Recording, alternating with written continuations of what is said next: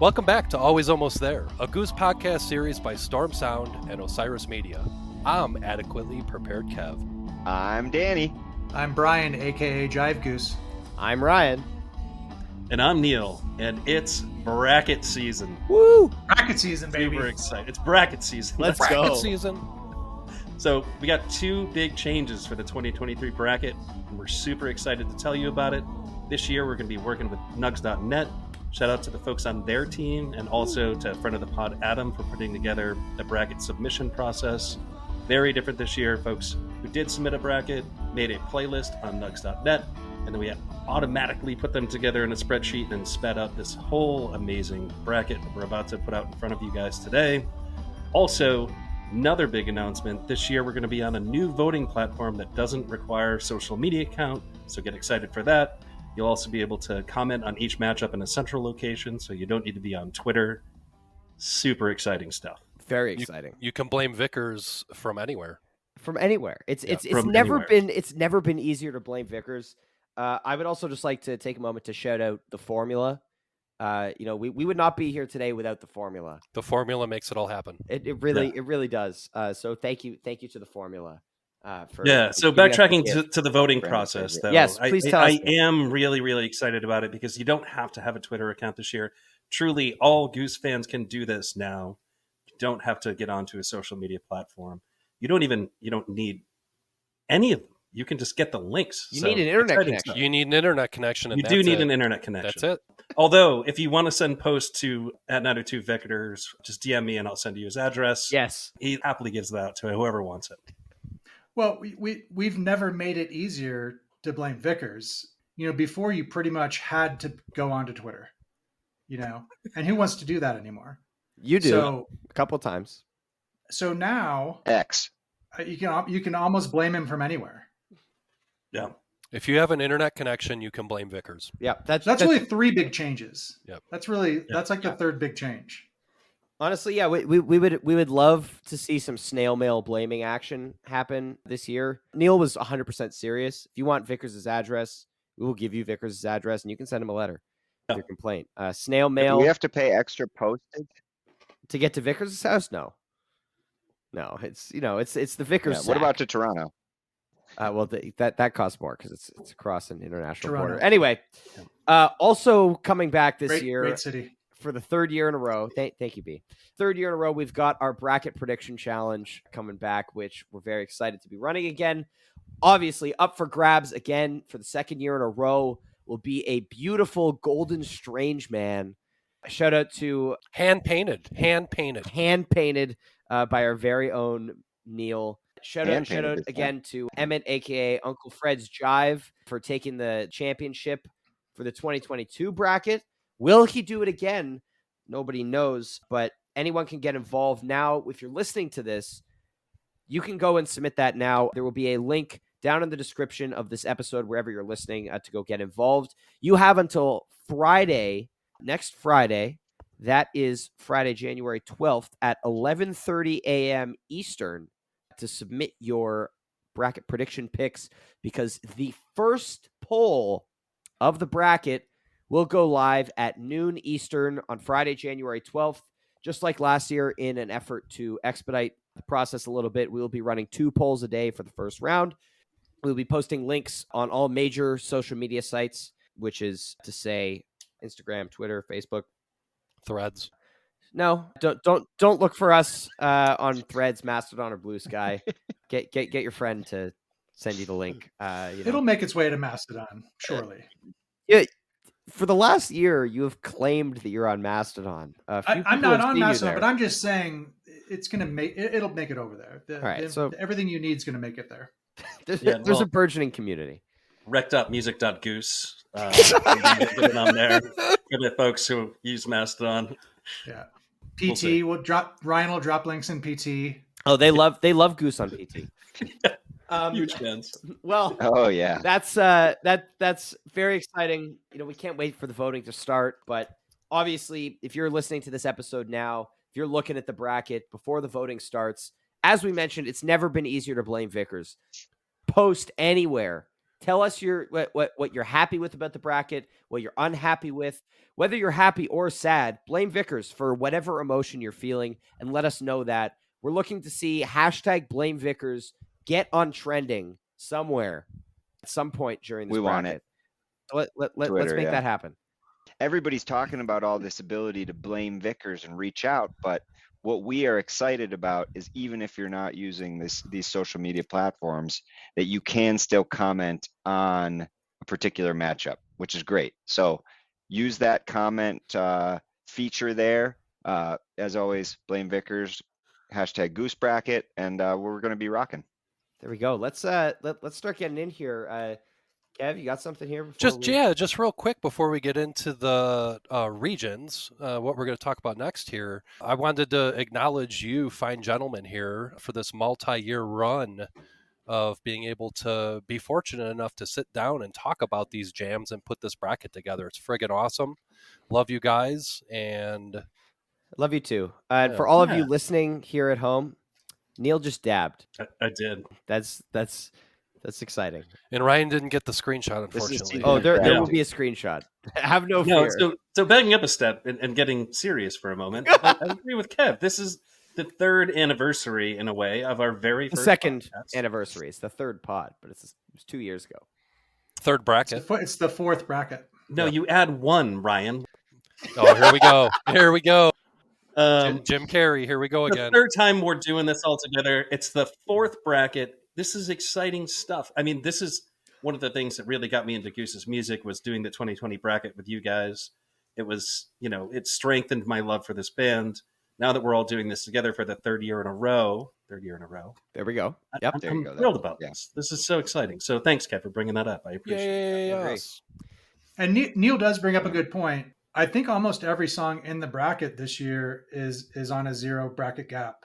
We'll just say that once, and then we won't need to say it every time, because I think it's true for every song. We're not getting into this. There are some songs that are on a 0 bracket gap. There are a number of songs that are on a 1 bracket gap. Nothing's on a 2 bracket gap, I don't think.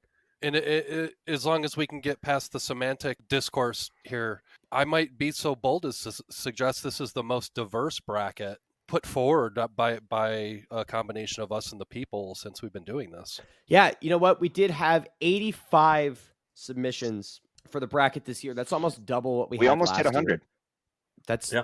That is pretty close to 100. If we're rounding up, that is pretty close to 100. Dude. Yeah, I want to give a huge thank you to every single person who participated in the bracket this year. We had 85 submissions, 369 different songs were selected in this process, which is pretty crazy. Some more worthy than others, of course. Stats tease. But yeah, we'll talk more about the stats behind this bracket a little bit later. But without further ado, let's move in here. D, why don't you tell us a little bit about the regions are going to be this year? Let's do it.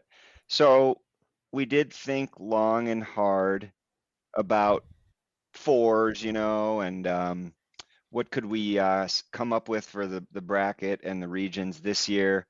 We've gone with the TED tapes sort of songs and some other mentions, and maybe you do a seasonal thing, but as we will come to find out, there is a little bit of heavy loading on the earlier half of the year, so you wouldn't be able to jam everything into a winter or spring type thing. So as the year rounded out, we were blessed to get this set group of 4 different planets that were the themes for our travels for Goosemas. And so without further ado, of course, the bracket regions for 2023 will be Echochrome, Inferno Prime, Paparia, and Vividora. Yeah, as you guys will notice, obviously those are the Goosemas sets, and so we'll get to visit those planets again, and who knows, we might even see a song or two from that weekend. And thanks to Goose for making it very easy for us to name the bracket regions this year. And thank you to Kev for suggesting that after Goose was for making that very easy observation. Yeah. big save there. And if you want to pronounce it Paparia, you'd be wrong. I won't hold it against you. Why? Well, hey. Also acceptable. Is it Pufferia to you, Neil? There's no it could be Pufferia. Discrimination. Yeah, Pufferia. Sounds like a stomach disturbance. I also like to say Vividora, So yeah, mix Long it up. live, You know long what I live mean? the door. These are all fictional planets. So before we dive into the bracket here, if you want to follow along while you're listening, fill out your own bracket, yell at your phone while you're listening to this because you think we're wrong or whatever. You can also, there will be a link in the description to download your own copy of the bracket, or you can head to ryanstorm.substack.com. There will be a post with all the info and a place to download the bracket there. Does anyone have anything else before we begin? I want to pick up where you kind of made a point there, which Sure. is the important thing to remember is that everyone else is wrong. Always. That is the one undeniable truth about the bracket. You are correct. No one else is right. Everybody So else has therefore- bad taste, and you're right. Just stick by Exactly. those guns, and you're good to go. That's exactly right. Yeah, this was crowd seated. So Right. Blame the crowd. yeah, Or Vickers. we're just presenting the data. These aren't our choices. Well, the formula helped. The formula really. The formula just creates efficiencies. The formula is a vessel for the data that we give it. Let's all take another moment to appreciate the formula. Can we take another moment to appreciate the formula? Here? Moment of silence for the formula. Yes. Okay, let's do it. All right. Okay. So before we dive into Echochrome, one last thing. One last thing. If you want to listen to any of your favorite songs that didn't make the bracket, then go check out the No Jam of the Year for You Pal 2023 playlist that just dropped yesterday. Check out AAT Pod for a link to that Nugs playlist. Basically takes you through seeds 65 through 128. Which we will not be voting on those. We're just but we did put together a little playlist. Shout out to the Thekla All I Need. That's a great playlist. And in fact, we did that last year as well. And the reason I put that together last year was simply because there were so many great songs that didn't make the 64. So great playlist. Download that playlist, save it, and then obviously you've got the official bracket playlist that you can download as well. So yeah. So that being said, let's take a look at these matchups. So first matchup in the Echochrome region, number 1 overall seed, Hungersite from Chicago, Salt Shed, April 14. Big jam. Lots of people loved it. I think it was probably in everybody's list up near the top. So it's going up obviously against 16 seed, the number 64 overall seed, little Peter Gabriel getting us started. In Your Eyes from the Cap, March 10th. Snuck in there, under the wire. I think one of the last playlists submitted nudged it in. Yep. So good for Peter Gabriel. Yeah. That's an honor for him, I think. You know what I mean? All right. Chattanooga's own Peter Gabriel. Everyone's from Chattanooga. I really think. Can we get a Peter Gabriel sit-in? I mean, come on. Would love that. Yeah. Obviously this Hungersite takes this matchup because it's 116, but this In Your Eyes is great. I've been a fan of it ever since the Cap in March. I think it's a really solid jam. Nice little darker themes in it for a few minutes. I think it should be a bit higher, but some of us disagree. Glad it made it in nonetheless. Yeah, probably not going to be a lot of controversy here. So second matchup, we got the 8 seed Brussels Animal. First jam from the Europe tour. And it's going against the 9 seed, the All I Need from April the 21st. These 8-9 matchups are the trickiest ones oftentimes, right? Closest seeds going up against each other, obviously. But yeah, we usually get some, the middle of the pack here usually gets, muddied up with some really good matchups. So this is the first one right off the bat. It's going to be Animal for me. I think I had Animal higher than most, though. Yeah, this is tough. That All I Need is really, really good. It's got the Factory Fiction-esque jam in it that we all thought was coming. I thought it was killer one. Yes, tight matchup here. That Animal also hot. The longest Animal ever, right? Is that true? Yep. That is true. So, I mean, and it's the best longest Animal because the second longest doesn't even come close to as good as this one. So, yeah. Good stuff. Yeah, this wasn't too difficult for me. And, I was asking you guys at the beginning, like, how do you pick when you're doing these matchups? Do you pick based on the merit of the jam, or do you pick based on what you think other people are going to pick in terms of like trying to win the bracket? And everybody, of course, had slightly different answers. For this Animal here, it was straight preference for me. What do I go back and listen to between these two songs? And that Animal jam is something that I often go back to listen to. So Animal wins out here for me. I went for the upset here. I went for the Boise All I Need. For me here, it's, attendance bias versus birthday attendance bias. And I went for the attendance bias. I think I love this animal. I listened to it again today. It's a phenomenal jam. I just love the way this Boise thing unfolds. You have this beautiful initial jam, gets into this charging, obviously the factory fiction zone. I think the only knock on it is the somewhat rough transition back into the ending of All I Need. But overall, I thought it was a stronger jam, less wasted time. This is where I went for this matchup. Birthday shout out. Happy From the boy birthday. himself. Yeah, happy birthday. Thank you. Yeah. Thank you. Killer Seekers in that show. Okay, so this is one of my favorite matchups in the bracket that we're about to get to here. Yeah. So we got the 5 seed versus the 12 seed. So coming up at the 5 seed, we got JT. This is from Goosemas, from night 1 of Goosemas. And it's going up against the 12 seed Yeti from the Fox Theater in Oakland, September 26th. A little bit of a surprise, this Yeti coming in. But all I'm going to say real quick is this Mears jam is sick. I love it. And in fact, it's I've got higher than this in my personal ranking. So this is a no-brainer here for me. But yeah, good on the Yeti for making it in. A lot of people like it. So I'm excited about this matchup. It's really interesting. I think this one's going to actually spark up a lot of discourse in the community. I think there are camps of people who love the Mirrors Jam. There are camps of people who really love this Yeti Jam. Like really, really love it. This Yeti Jam did not make my bracket playlist, but there were plenty of people. I don't have the percentage in front of me, but there was a big percentage of people who put this in their playlist and put it decently high. I think this is going to be one of the more talked about matchups of the first round. These are two jams while seated very far apart, and I don't know if any of the 5 of us had the Fox Yeti in our top 64. Both of these jams are currently very, very talked about by many, many people in the community. The Fox Yeti is a favorite. The Fox Yeti is a favorite, of our very own 902 Vickers. We don't totally believe in all of his opinions, especially this one. But Miros has also been a crowd favorite since it was played at Goosemas here. Love to see it pop up in the region, that coincides with the set from whence it came. This is a very easy decision here, Mirrors. Yeti is a party jam to me. This is not a bracket jam. I listen to it all the time because it's so much fun. But this is not like a shining example of the improvisation of 2023, in my opinion. Or Mirrors for that matter. If we're talking about like jam to jam, obviously I have some familiarity with Justin Timberlake. Hearing it in the moment, I wasn't super sure about the song, but it's the one song from Goosemas, not just from Goosemas, but also from that playlist in terms of a top 10 jam that just gets played over and over and over again for me because it's that good. It wasn't a hard choice for me. Mirrors in that matchup, easy. Mears is going to crush. Run away. Yep. Strap in.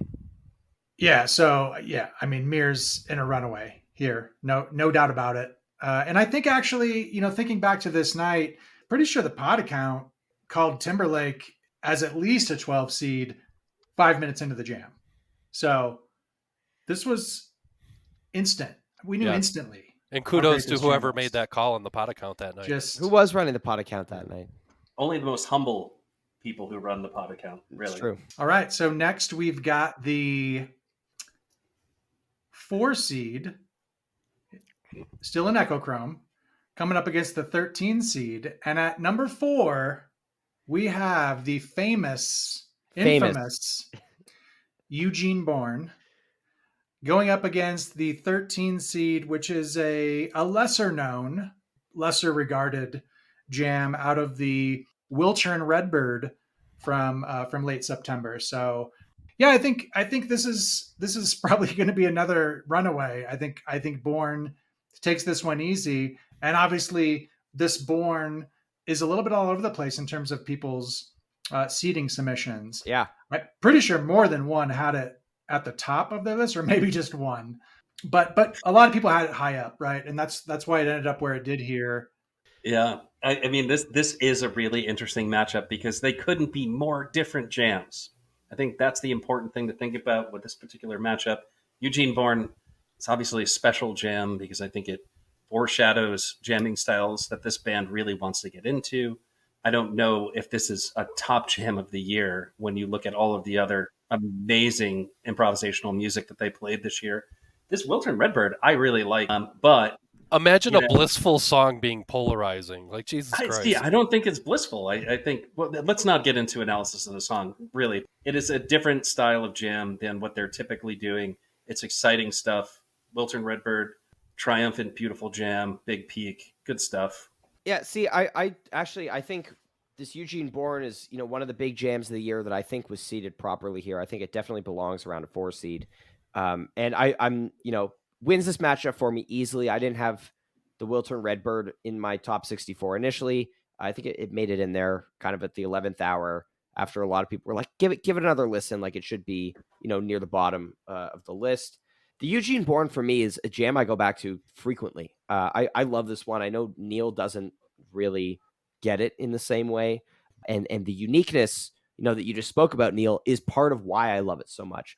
This is so different than everything Goose does. And I'll mention it again when we talk about the Madison Bourne and the Philly Bourne, even how those two jams are the road to this one. And it kind of coming to this point. And I do have Bourne beating Mirrors in the second round. Wow. Which I think may be an unpopular opinion here. It's unpopular with me. Yeah, I just that's where I land on this matchup, and I love this Bourne a lot. I also hate that opinion. Thank you. I think that the seating here is probably a little high. So it's the 14 overall seed of the 64. I had it, the Bourne that is, and I had it at 23 overall on my list. So maybe a touch high, but yeah, this is, I like the jam. I like jam. Gonna be fun to listen to all these, and see how people vote. So that's good stuff. All right, so let's move to the bottom half of the Echochrome planetary region, and this is where we have the 6 seed Days Between Tumble, long tumble, and it's going up against the Elizabeth from the Fox, also from the Fox on September 26th, Oakland, California. This is interesting. This is actually an interesting matchup. I think for me, it's a lot closer than 6-11. And this tumble, this Days Between Tumble, it's long. It has some really cool parts, but it is one of those jams that kind of fell down my list as the year went on. And so, and while I'm not always the biggest fan of the Elizabeth jams, and we're actually going to see a few tonight, which is interesting. I actually like this one, so it's going to be interesting. This Elizabeth is short, but very cool. As a nice chill section, blissful, and then the tumble goes to a lot of places. It's long, So who knows? We'll see if length bias comes into play here. But yeah, I've got the tumble moving on. Yeah, one thing we learned about the community seating process is that folks love the Bliss Jam. And we're going to talk more about this as we go. Yeah. This is an interesting matchup insofar as I'm not really stoked about either of these songs going far. I do like this tumble. It is big. It's got some, interesting segments to it. It is a unique tumble insofar as they jam the hell out of it, which you're not getting a lot of type 2 exploration in a tumble. But here we Especially are in the second half of the year. Yeah. So, cool jam. Interesting matchup insofar as you've got like this kind of monster against, like in terms of length, against a shorter jam. So we'll see where this lands. Yeah. I ended up on Tumble there. Listening to both those jams, I have an especially soft spot for those Bliss jams, like Neil said. The Tumble that came after Mears at Hampton is another one that I go back to. It is a matter of whether you want to see that lengthy jam, as was said earlier. I ended up with that Tumble. Moving on. I went with Tumble as well. Shout out to the Aardvark TED Tapes jam. At the time, watching the webcast for this show, it was interesting as this unfolded. This is the longest Tumble that they've ever played. I'm curious if you guys still think, once I finish my spiel here, I'm curious if you guys are still of the opinion that this is the GOAT Tumble. Because I know that we talked about this earlier in the year, and that this was kind of the consensus among us. But Yeah, I kind of think it definitely hasn't aged as well. I don't think I dropped it down my playlist as much as I should have from where, I initially had it in May. Both of these jams are great. I did give the edge to Tumble. It's always cool when they play one of these longer jams with sections that feel pre-composed, even when they're not. And so, yeah, that's been dubbed the Aardvark Ted Tapes jam. But yeah, I do have this advancing around and then getting handily beat by a jam in the next matchup. Handily beat. Handily beat. Yep. Security on the back end. So look, I don't think we're going to get into a lot of GOAT version talk here. I'm curious. But what I will say is 21520 still has a very big place in my heart. Oh, and it always will. And I think everyone should find some time to go back. And if you're interested in the greatest tumbles, go listen to that 215 tumble, 21520, and listen to what Ben does in that jam. So yeah, I think that one's going to stay up near the top of my tumble list for a long time. Way to give a non-answer. Exceptional performance. Is it the GOAT? I don't know. I don't know if we need to do that here. But I was curious. I have this circled on my bracket here. This might be a potential upset. There are folks who are very much in the corner of these Elizabeth versions that are out there. Thanks, Vickers. And there aren't so many folks who are in the corner of tumbles out there. So this could be one that actually gets knocked out early. And this would be like one of the biggest upsets, I think, ever in the history of us doing brackets. So keep your eye on this one. I think this is an exciting matchup. I think it may have been a 6-11 last year. Correct me if I'm wrong, where the Tracadia upset the St. Louis This Old Sea. I think it may have been the same seeding in this very region. I think we just heard Neil put Tumble on upset alert. I think we did. I think I did that. Yes. Put it on alert. Okay. Watch out, Tumble. Yeah, watch this matchup. Next matchup. Okay. So next we have the number 14, the number 3 seed versus the number 14 seed. Coming in at the 3 seed is a really big Wisteria from the Ryman run, March 30th. And it is going up against the first Thatch of the bracket. And this is the September Boston Thatch. And let me first just say, I'm actually surprised there aren't more Thatches, that more Thatches didn't make it into the bracket. I think I had more Thatches in my 64, maybe even 2 more Thatches in my 64 than actually ended up in the bracket. So would you say you had a quiver of Thatches? I had a bucket. I had a bucket of Thatches. So this Thatch in particular, though, I was happy to see come in because I think I've always kind of thought this was an underrated Thatch of so many great versions of the year. I really like this version. But that said, this Wisteria is that good. And I don't think this matchup should be close at all. This Wisteria is so I can't put this is the 9 seed overall of the 64. I had at 6 overall, highest Wisteria in my rankings of the year. And so yeah, I think Wisteria walks with this one, but this is just going to be a great couple jams to listen to on a nice February afternoon, January, whatever time. This is one of those matchups. I feel like there are a number of them in the first round where I feel like it's a blowout, but the lower seeded jam doesn't deserve to be as low as it is, in my opinion. I think this Boston Thatch is an excellent jam. I love, the darkness they get into. This is like, this is like the prelude to the Boner Thatch. It's on its way to getting to that jam. And then this is kind of the last one before that, where after that they switch to this like kind of brighter themed one version, like, that we see it in LA and at Red Rocks throughout the rest of fall tour. But yeah, as B said, this Wisteria runs away with this matchup. This is phenomenal. It's the longest Wisteria that they've ever played to date, and it's amazing. But yeah, let's take a moment to really appreciate this Boston Thatch before it loses in round 1, unfortunately. If I could be real quick, Thatch was an embarrassment of riches this year. This isn't the best one by far. It's still good. Gets crushed by Wisteria.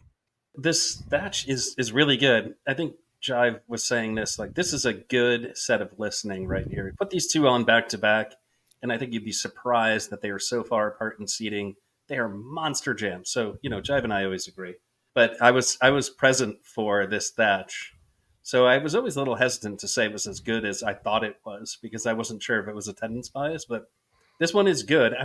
I've heard people say, namely Ryan seconds ago, that this was the precursor to Missoula Thatch. Boner? Yeah, Missoula. And so I don't know if that's necessarily true. I mean, maybe there are some similarities, but this one stands on its own. It doesn't need to be mentioned in the same breath as Missoula Thatch. It is a very, very good Thatch. And like Jive, since we always agree, I had way more Thatches in my bracket than ended up in the bracket in the end, which is disappointing because it's an amazing song. In the second half of this year, this song absolutely crushed pretty much every time they played it. And I thought there should have been more Thatches. In my bracket, I kind of had a thread of Thatches where, we kind of went from the, the San Francisco Thatch and then kind of moved its way to what Thatch eventually became in Missoula, which was insanely good. And then again in Red Rocks. I was not mad that we did not get Thatch in Hampton. That did not make me angry. Yeah. I mean, there's been a lot of Thatches. Yeah. We all had a bushel of Thatches. Final note. This was actually a big discrepancy for me. This Thatch came in as the 56 overall seed, and I had it at 38. So quite a bit more respect for this Thatch from me personally than the public, we could say. So, but as Neil and I agree, let's move on to the next matchup, the penultimate matchup within the Echochrome region. We have the 7 seed first guest appearance jam of the bracket, the Rosewood Heart from the Borderland Festival. It's got the Dawes guys. Those guys love to jam. I think we heard that. We did. And it's going up against the 10 seed Electric Forest Madavan from June the 25th. And this is my first upset pick of the first round. I've got the Madavan going here. I've always kind of had that Rosewood a little bit lower in my rankings. So I like this Madavan. It's not the greatest Madavan of the year, but between these two jams, I'm going with the Madavan with the upset. Yeah, I was talking to a friend of the pod, Michael Silverstone, who is one of the biggest fans of this Madavan out there about this last week. And, we were talking about how the first 14 minutes of this Madavan are like grade A prime Goose right here. You get this initial like dark segment, and then they come out of it. It seems like they're going back for Madavan. It's a 90-minute festival set.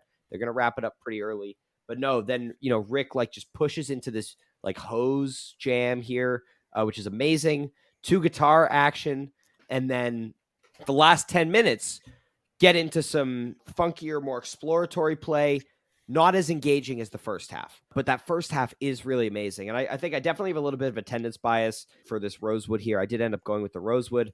It's 27, 28 minutes. I find that the Dawes guys kind of fade into the background into the second half of this jam. It's really amazing, but I find that their impact on it is not nearly as felt as it is early on. So I just think that's interesting to sit in. And interesting to note, earlier that day, Rick made an appearance on the pod.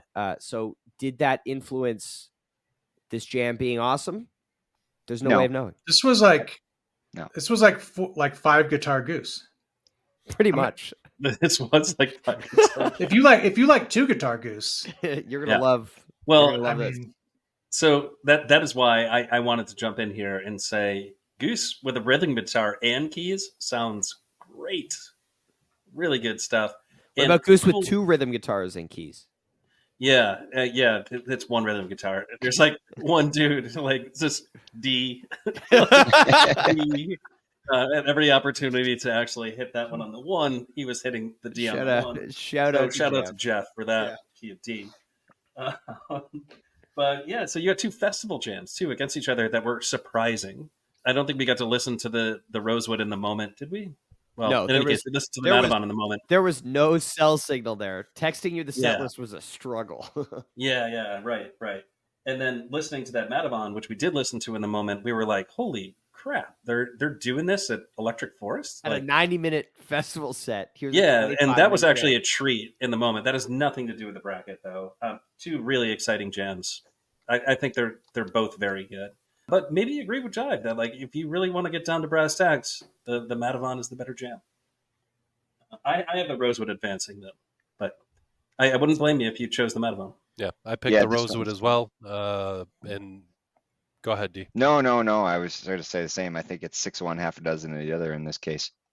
You really have. I mean, it's the same. I think I picked the Rosewood, but I probably would listen to that Matavon more overall, and just maybe if I went back again and in comparison, I'll probably pick the other one than what I put on the bracket here, like for the actual picks and the polls, and probably go the Matavon. I think I agree. It's like too much dissonance at times with all of the guitars, and then like you said, Ryan, they just kind of eventually fade off. So it works, I guess, to kind of get a little bit more, but at that point, it's like, have we already reached that point of the jam where we're just kind of pushing it without much thought or newness.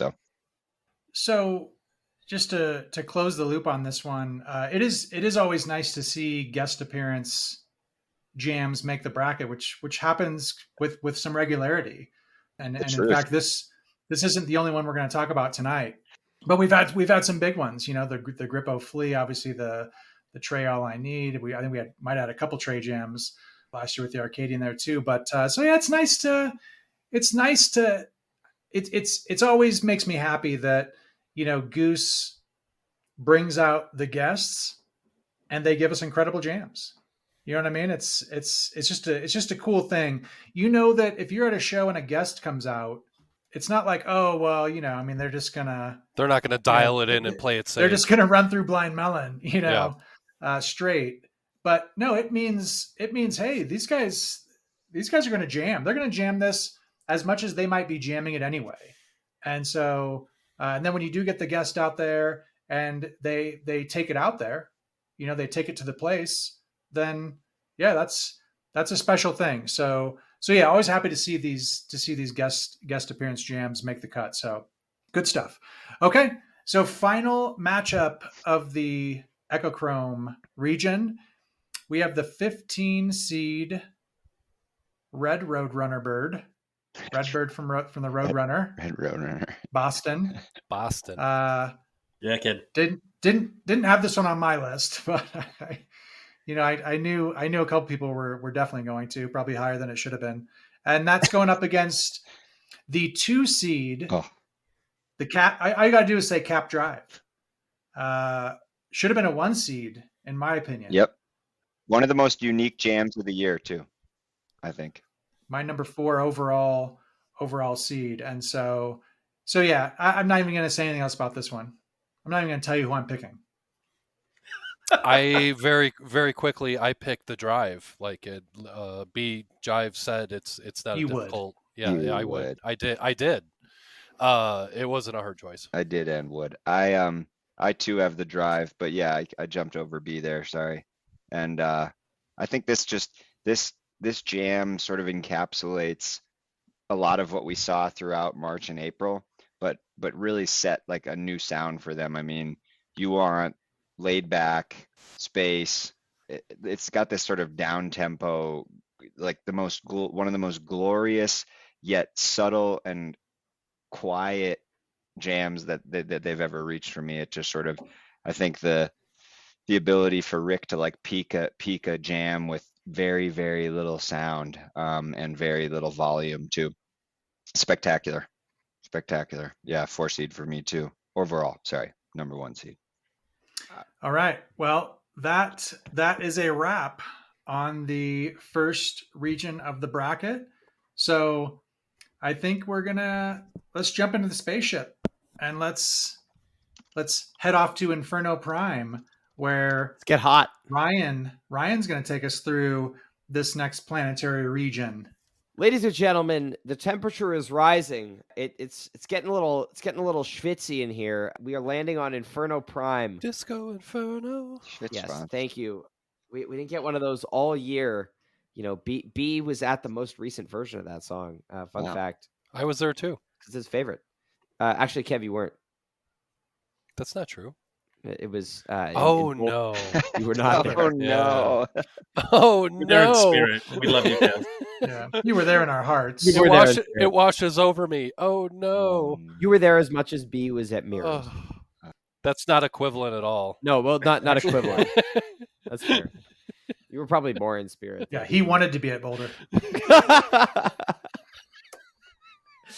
All right, so we're here now on the Inferno Prime planet, the Inferno Prime region, and we're starting off with the 1 seed, 422 Seattle Echo Over Rose, longest jam of all time, up against the 16 seed Ryman Rosewood. Again, this is a 116, not a ton to talk about. Echo, blows this one out. This Rosewood is really cool. Has a really couple of really, really interesting minutes in it. This is a 45-minute Echo Over Rose, my jam of the year. Goodbye, Rosewood. Yep. Echo.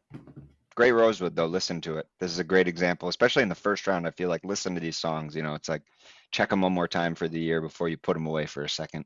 But this is a great Rosewood. Echo's going to smash it. Sorry. So I just got to say, I actually have this Rosewood at 21 overall. It's higher for me too, no doubt. And it came in at 62 overall. So, I think this seeding is kind of a joke. The end of How dare you question the formula? Hear me out. Just hear me out real quick. I don't want to dive into all these jams, but this one I will just for a second. This Rosewood has 5 minutes, 5 of the more interesting improvisational minutes of really cool stuff that Goose does this year. And honestly, this is one that I'm just kind of shocked at. So I'll leave it at that. Obviously, Echo Rose moves on here, but just a true shame that this Rosewood got done like that. It could have done some damage. I agree. I have this one 37 overall, this Rosewood, and it's one of my favorite jams of the year insofar as, is it objectively one of the best examples of improvisation of the year? Nope. But there are some amazing minutes of improvisation in this particular Rosewood. It's good and it's notable. So when you listen to this one, listen to both. Don't just listen to, the 40 some odd minutes of the Echo of a Rose that you're going to get. You should listen to both. Well, we know both exciting. And hey, listen, if there was a section of those few minutes of Rosewood in this Echo of a Rose, indisputable jam of the year. Sure. So take that section out, put it in this other jam that has some other great sections. I think it would go even farther. But this is a cool matchup for a 16 and a 1. The formula dictates that everybody is going to face a tough matchup, and unfortunately, this is a situation where this Rosewood faces a tough matchup. This Echo's way better, unfortunately, but to echo what you all have been saying, definitely go and listen to both. But if you're just having to choose one between these two in this matchup, it's not a super difficult choice, in my opinion. The formula dictates that our next matchup is the 8 seed Warfield Redbird from April 27th up against the Oakland Dripfield from September 26th at a 9 seed. 2 Bay Area jams. I go with the upset here. I go with the Drip. This Redbird is awesome. This is a rhythmic masterclass. This is all about Spuds and Jeff in this jam. It is. I love what they're doing. They're at the forefront. It's forceful. Obviously, Rick is still leading the improv as well, but the drums are out front as much as they are at any point during the year. But the Drip, to me, I gave this another spin earlier today. And man, that just the Bliss Jam is so incredible. And one of the things I think we've talked about a number of times over the latter half of this year is how they finally figured out how to break free of Dripfield in a jam. A lot of 2022 Dripfields, there's kind of like a harder stop after the Type 1 Dripfield section before they move into something else. This one gets out of it a lot more naturally, and we're going to keep seeing that happen in the future. But this is probably my favorite Dripfield at the moment, and it's truly phenomenal. Love this jam.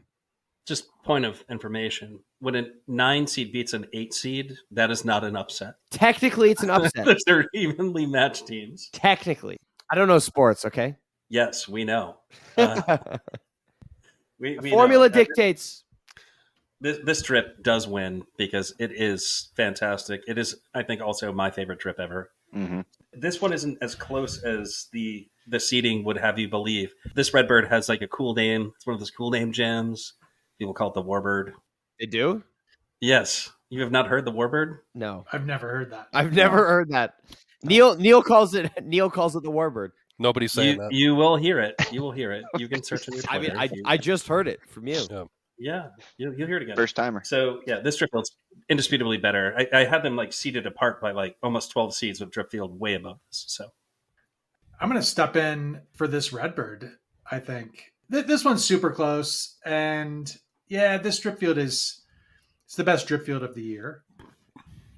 All time. I don't know, but this is the best drip field of the year. Surprised we didn't have. I'd like to see more drip fields actually make it. We just didn't get them, right? I think I had at least one more in my 64. But anyway, this Redbird is really good. This is another one I think I have higher than other folks, but this Redbird it's one of those jams that Rick just absolutely shreds.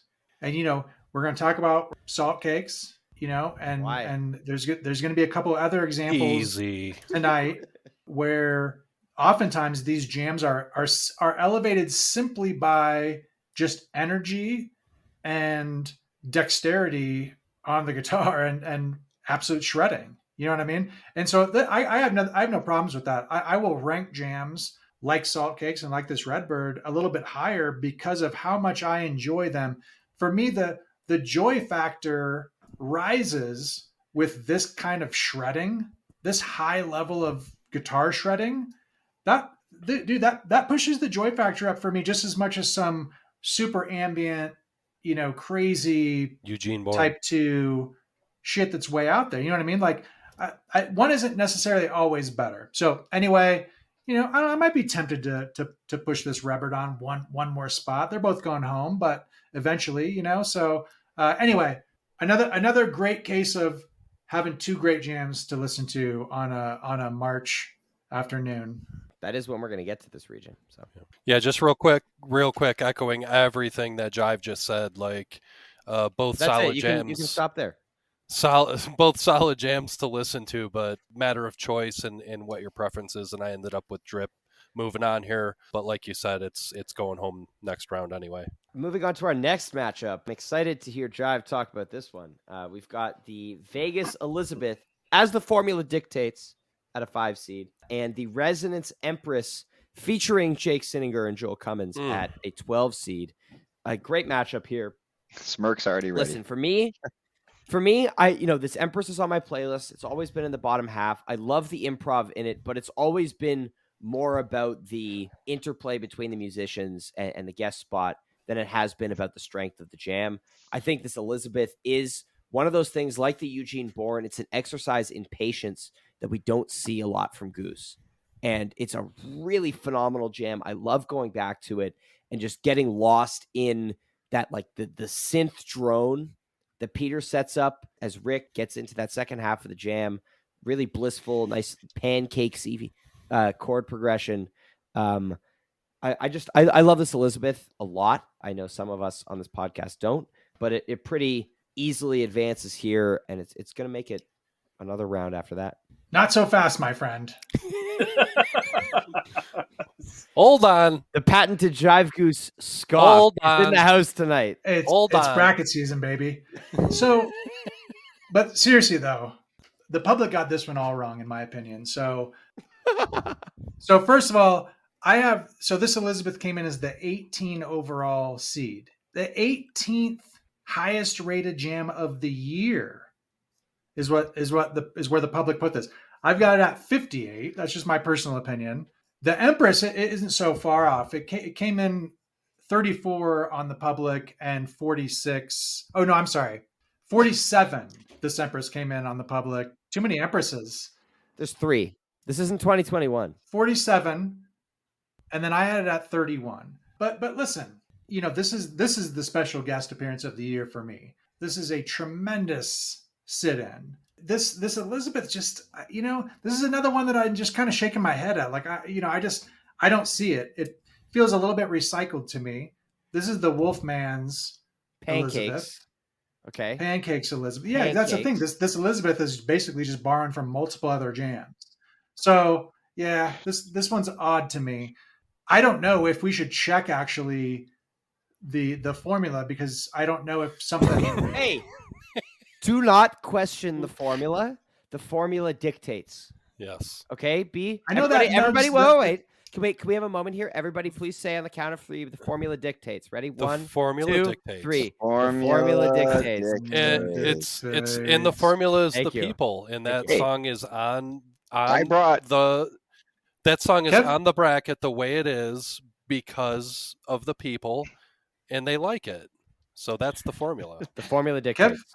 Kev makes a good point here. Maybe the formula was just the people that we met along the way. It's us. Yeah. It's you and it's me and it's everybody that submitted a bracket and everybody that's going to Yeah. vote. You're all B, part just of the blame Vickers formula. and move on. Okay. Hey, I'll take some blame on that. I had Elizabeth higher, but I had the Empress higher than that Elizabeth. So we also Yeah. should have tried to pull the Empress up higher. So Yeah. who knows? Well, I think Empress is going to win this matchup, by the Yeah. way. it has my vote. I'm a Jake Sinninger, Joel Cummins purist, and it was really good. There's always that. One more point. There's not much else to be said about this matchup other than, Joel's the shit. He was on her podcast and he was gracious enough to talk about this particular jam and other things about then, playing with them. And that just kind of bumps it up in my mind. It was just really cool to listen to him talk about what they did and what their approach was. And I think they honored Great Goose's music episode. in this jam. Yeah, they honored music. They cared about actually making this sound right. It's not a typical guest appearance where somebody just shows up and is just like, look what I can do. They were actually playing the song and did it justice. And this one is yet another cool matchup. If you choose this Empress, you might be right. You're right. I actually, now that we're having this conversation, I had Liz advancing. I don't know. Maybe I want this Empress to advance. Well, it's because you heard Jive say that Empress is advancing, and so you want to naturally agree with him. Well, and it's okay to flex a little bit based on like the conversation. This is very dense. This is a lot of music. We're talking about the top 64, and there's 128 songs in Jive's didn't make it Johnny playlist. So I mean, and that's I guess why we do this is to remind Something's people. about to happen on this end over here. What do you got, Jive? Jake and I mean, We're not going into jams in detail on this pod. We're not breaking them down. We're not talking about what's good in them, except for the ones that Jive likes. no, not even the jams, just the special guests. Fuck yeah, those guys are the shit. I mean, they There you are. go. Yeah. Having They are the shit. Receipts. Jive brings Yeah. the receipts. Yeah. based on Those personal guys are great. experience, those guys are the shit. Shout out anyone who's going to be at Humble in Boston in April. Neil and I are going to be there. It's gonna be Awesome. fun. Are you Oh, yeah. guys really? Oh yeah, Yes. we are. That's fucking awesome. Oh yeah, we Yeah. are. Catch us raging with Rich and June Adkin. It's going to be a party. Let's hit this next matchup here. Can't wait to hear Neil talk about this one because we all know this is the attendance bias king of the year, undisputed. I think the Portland Hot Tea coming in at a 4 seed up against the Santa Barbara Time to Flee coming in at a 13 seed. Now, let me tell you, the Santa Barbara Flea makes way better use of its runtime than this Portland Hot Tea does. This is my most overrated jam of the year. I think people have called it this year's Legend Valley Creatures, where there's a really good 5-6 minutes in a 24-minute jam. Is it really worth it? The answer is not really. This Whoa. That's a little bit too much editorializing. Well, let me finish my thought, and then you can fluff the shit out of it. Throw the word I think or the words I think Sorry. in there. But These are my opinions. Usually when people listen to this podcast, I think they assume what's coming out of my mouth is my personal opinion. Bullshit. Oh, Yeah. Well, those two words are interchangeable. B. It's my opinion. It's bullshit. It doesn't matter. This flea is good. Not top 64 material. Neither of these jams are advancing past what the fuck? the first round. I don't think we should allow Ryan to talk any more about this matchup. Anyway, I have Liz beating tea in the second round. But Neil, go ahead, fluff the tea. I'm not going to flip the tea. That's a lie. In fact, I have the Flea advancing. This is my first big upset. No way. Listen to both of these side by side. This Flea absolutely fucks. It's so good. I don't want to get into picking apart the jam here, but there's so much to love about this time to flee. So if my words mean anything, I implore people to listen to this time to flee and not just vote for the higher seed on this one.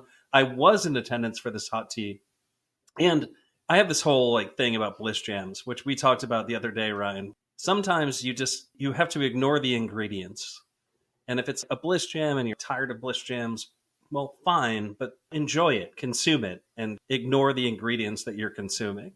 And then maybe you might find joy in that.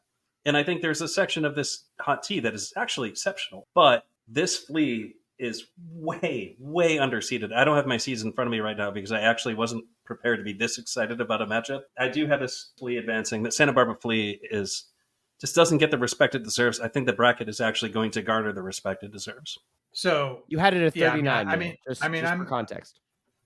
I'm in full agreement with Neil, and in fact, I had it at 37. So that's wow. You guys are so in sync. That's how strong our unspoken bond is, and the way our brains work, how similarly they operate. So anyway, this one, yeah. I mean, look, doesn't deserve a spot in the 64. That's. I don't get that at all, man. So yeah, I had it up there in the 30s. I had the hot tea, so this is a big discrepancy for me here too. Came in as 13 overall. I had it at 41 overall. So I mean, look, yeah, it's a cool jam. And just to say, I'm not gonna try to talk shit on any of these jams because all of these jams that made the 64 are great jams. You know what I mean? So, and in fact, there's a number of great jams that didn't make the bracket. So in this particular case, for me, we're talking about my 37 versus my 41, right? So I've got respect for both, but yeah, I've got the Flea advancing here, and yeah, that's two upsets for me in a row in this region. I've got both the Empress at 12 and the Flea at 13 advancing. So that means for me, I'm going to have a 12 or 13 seed in my Sweet 16, which is, hey, it's nice to see. I hope we get that. Do you have Empress or Flea making the Sweet 16? I'm curious. Well, I mean, look, we don't want to go into too many details. All right, premature bracketing. I was curious. Premature bracketing. It's interesting. I will tell you that is call your doctor. That was one of the toughest calls in filling out my bracket. Was that 12v13 in the next round? One of the toughest matchups. Anyone else have thoughts on this? I'm excited for the crowd discourse around this matchup because there are a lot of people who are really high on this tea. I chose tea for the people here, man. Well, the tea is going to win in terms of a pick, but I think the Flea is better. I think we also, I mean, look, we want different songs with different lead vocalists. We want a mix of everything advancing too. You know what I mean? So it's another tea. It's another tea. You know what I mean? It's the standout time to flee of the year. You know what I mean? It's really the only you could maybe make an argument. You could maybe make an argument for a second flee, but really that wouldn't be a great argument. This is the standout flee by far of the year, and I'm a little bit bummed that we haven't gotten more big jams out of Flea. Yeah, 100%. So I think I'm more personally attached at this point to Flea than I am to T. So I'm sure there's some of that bias in there for me as well. Speaking of personally attached, it's time to move on to this next matchup. Probably my biggest personal attachment of this entire goddamn bracket. We got a DC Wisteria over here again. Yeah, right. This year's DC Wisteria in the house. Except I think I'm a little bit more realistic about this jam's chances. We've got the Cap All I Need at a 6 seed, which I don't even want to talk about where this is. The formula dictates, of course. I'm a little bit upset with the formula here. Up against the Boise Wisteria at an 11 seed. I did initially after the Boise show. I had this ranked much too high. I still think it's a little bit too low. I listened to this one again yesterday. Really love this Wisteria. But the Cap All I Need, without a doubt, my most listened to jam of 2023. Yeah. I go back to it 5 or 6 times a week, I think, pretty much consistently. I never get tired of it. I've memorized pretty much every note of it at this point. and it breaks my heart that it's only making it one round out for me here. You know, this was the second song of the year for a headlining show of Goose. First night of the Cap. They come out, they drop this, they just keep going. You know, it's the fucking Cap all I need, man. If you know, you know. And if you don't, you should listen to it again. Neil knows because I gave him a sermon on this jam at 2:00 in the morning after Sunday night at Peach. But All I Need takes this matchup for me. I've always had this All I Need high on my list as well. So I had it at 17 and it came in at 22. So I mean, I don't think the seating's that far off here. And in fact, the public had this Wisteria at 43, and I also had it at 43. So that's always validating. Finger on the pulse when you get it exactly right like that.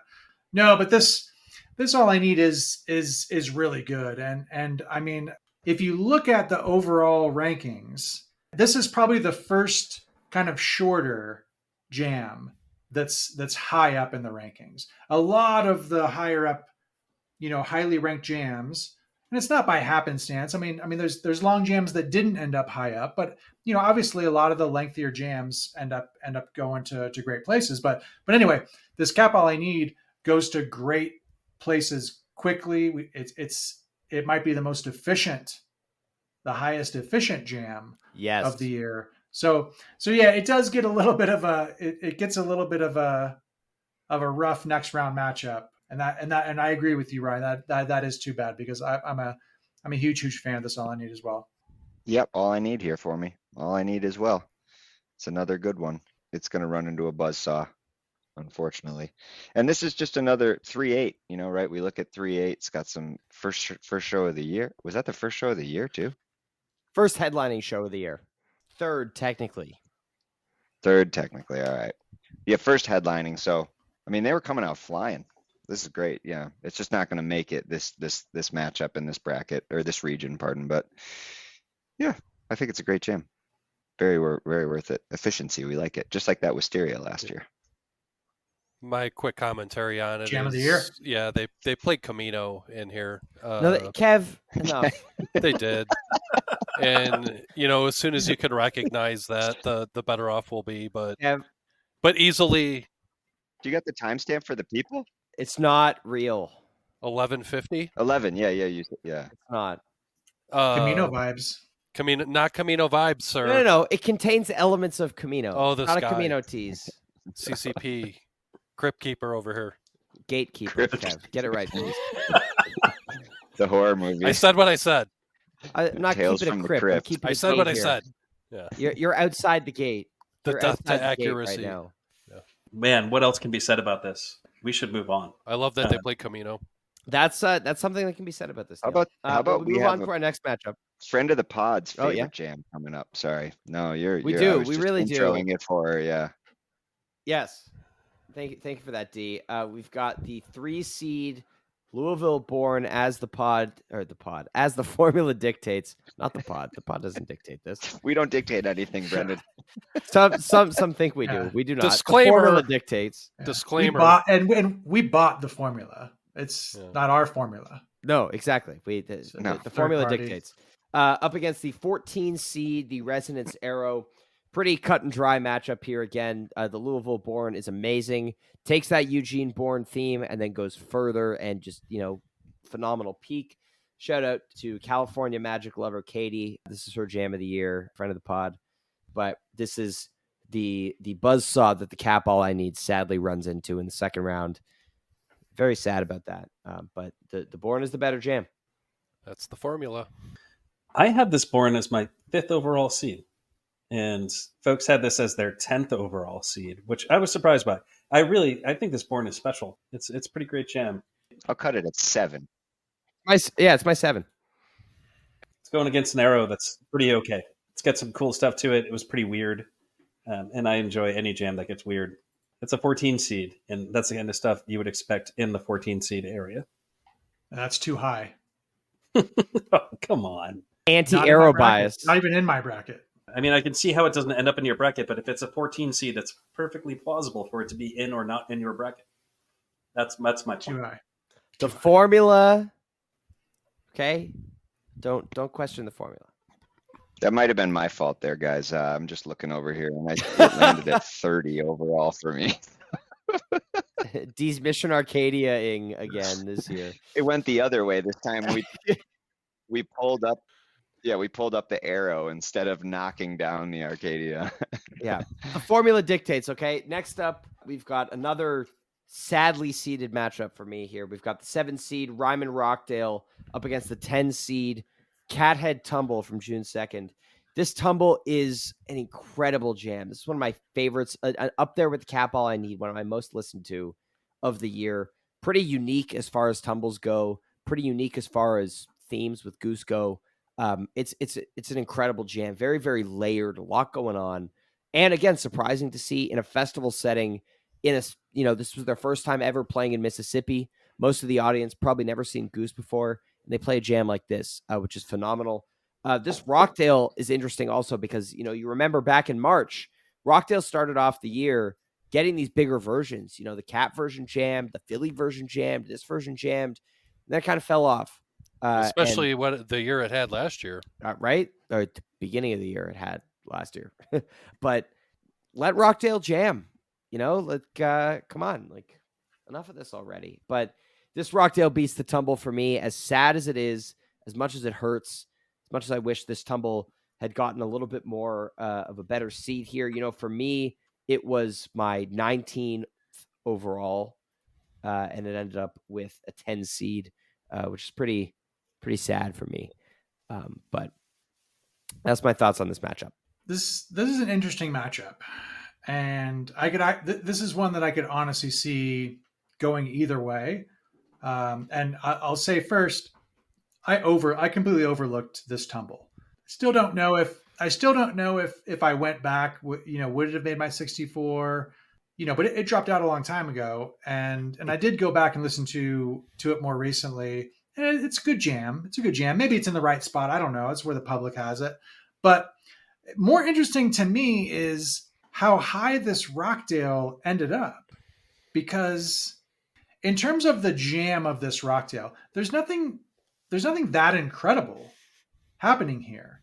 Now, I do love this Rockdale, and I've got it in my list a little bit lower. But what's really interesting about this Rockdale is this is the one where normally at the end of the jam, when they bring it back into the familiar kind of Rockdale, the musical kind of reentry, they kind of just they come back into that as a band, and then they wrap it.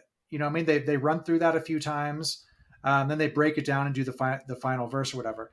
This one is the one where Rick just continues to just go off after, where normally the band comes back into it and they just fall into place. He just keeps just raging.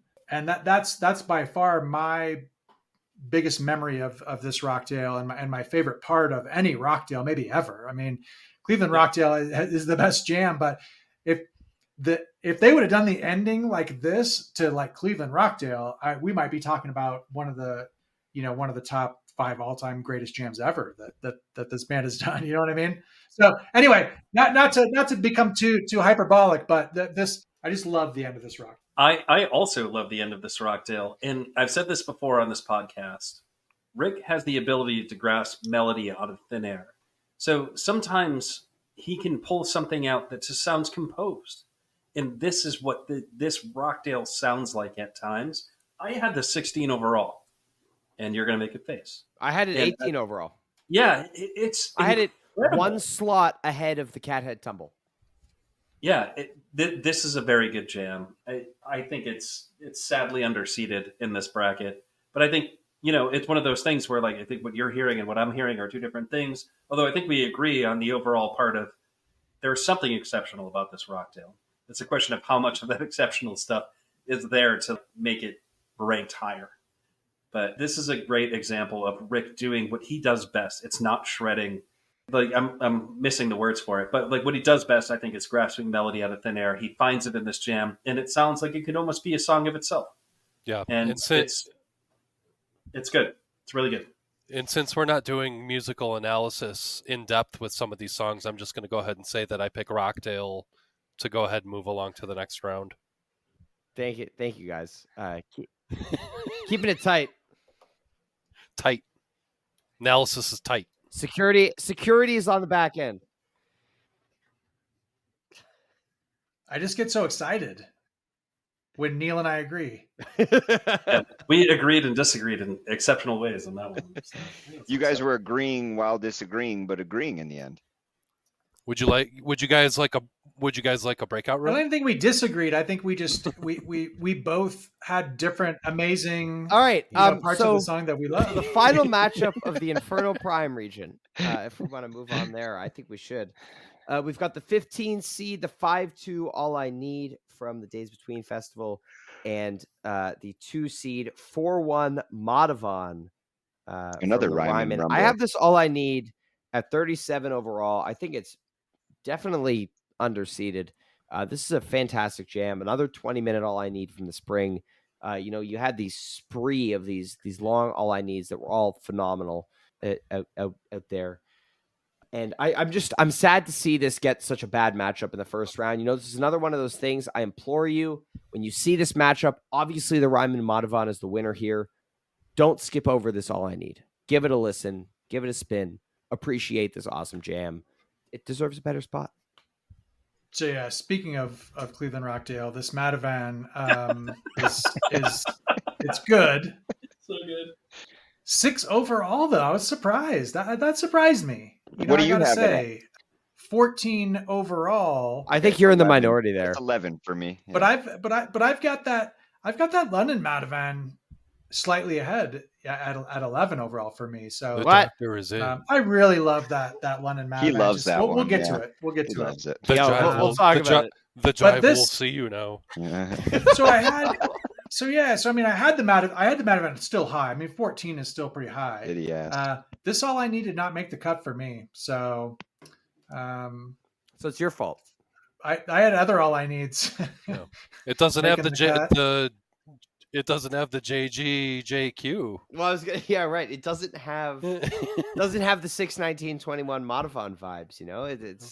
Well, That's what Jive's looking for. some recycled jams get more respect than others. Oof. Yeah. Whew. Liz. Oof. That's a hot way to end this region. Oof. And- Wow. Yeah. Speaking of being really high, why don't we start the Paparia region or the Paparia The region Doobie region, or Puffery. the Paparia region, if you want to call it that. if you will. If you will. And right off the bat, we have the Cleveland 326 All I Need against the Asbury Park 7-3 Creature 16 seed. And this one's perplexing to me because It's vibes, that 7-3 man. Creatures didn't come anywhere near my bracket. Like It's if I was going to vibes. go all the way down to like 85, the Creatures wouldn't be there. And that's All I Need. I think I had third overall. Perfect. It's a very, very, very good jam. And yeah, I mean, there really isn't much to say about this. This one deserves to be a 1 seed. It's going to just plow this Creatures. It opened a show. It's 26 minutes. It's a beautiful thing. This immediately made it worth the insane travel day I had to get from Philly to Toronto and then to Cleveland. Oh boy. Here we go again. Good to be back in the land. But yeah, this creatures is in the bracket because of vibes. And honestly, I blame Vickers. Quite actually frankly, good. he was there. I also, you know what? I'm gonna go ahead. I'm gonna blame Vickers, and I'm gonna blame B as well. Not you, B, other B. Be done. Who's also Be done. Yeah, he was there. Yeah, I'm gonna blame the two of them for this creatures being in this bracket.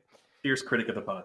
I don't even remember. Fierce critic Yeah. of the I pod. don't even remember if either of them had it in their top 64, but I'm blaming the two of them anyway. Be done has questions. Can we move on, please, Neil? If there are no thoughts, But I was also just going to say, Creatures nowhere near my list either, Neil. yeah, Right there with you. Right, you it's and I. like surprising. It's the arpeggiator gets a couple jams into this bracket, and actually in the bracket that I'm doing right now, I think it lives in this one. We'll get to it when we get there. All right, so 8 versus 9 here. We have the Detroit Wisteria versus the Madison Indian River, and this is an interesting matchup because I think you get in the Indian River, you get like a giant chunk of music that some people are really high on. Music some it people is. aren't. Yeah, it's a giant chunk of music. And then this Wisteria is like all Wisterias this year, which we'll get to, just generally crushes, right? But what really makes this Wisteria stand out is the last few minutes, which I think are pretty exceptional. This is an interesting 8-9 matchup. I have the Wisteria advancing in this one and then getting knocked out in the round right after. Yeah, and I mean, the Wisteria moves on for me too. And man, so this Indian River, so we talk about efficiency, but we don't talk about efficiency very often with Indian River, and that I feel like that hurts this one. You know what I mean? It's just because it does go to a really really awesome place, and it's one of those jams for me where I have to try really hard to pull it up and fast forward through a bunch of stuff and find that spot. And I just don't do that. You know what I mean? But if you do that, you are rewarded because there is great stuff happening, in the later stages of this, Indian River Odyssey. But the Wisteria is like Neil said. I mean, they kill it. This is just another great version, and it does move on, and it does probably get knocked out next. But a lot of these jams do. 50% of the jams that move on from this round get knocked out in the next round. Holy shit, that is mind blowing. 100% of the time. That's the formula. I mean, that's the formula, Jive. All right. So moving on, we have so this is an interesting matchup here. You've got the Red Rocks Factory Fiction, fan favorite by a lot of fans. D favorite. Yeah, we're shoulder to shoulder for this one. Kev's a slut for this one. Yeah, really good jam. Huge Dragonfly vibes. Huge Dragonfly vibes. Not the D. The huge Dragonfly teases. Excuse me. You have it against the 12 seed, inexplicably high 12 seed. I mean, this is crazy how high this is. Cap Butter Rum. Can't get you out of my rum? Yeah, so we were talking about the creatures. This is the bracket of just like arpeggiator jams that just find their way into the bracket. And yeah, I mean, I don't understand this rum. I mean, I think it's cool. I think it's different. I think it's a notable jam. It's because you missed that show. Maybe it's because I missed the show. Maybe it's just because it's a cool butter rum. And I mean, there are other arpeggiator jams that happen this year. There's an arpeggiator jam in Old Man's Boat. Arpeggiator? Yeah, or that. I mean, you can say arpeggio or arpeggio. No, you can't. That's accepted. Is it? That's accepted. Is it though? I agree with Neil. Is it in the canon? Is it in the canon? The formula dictates.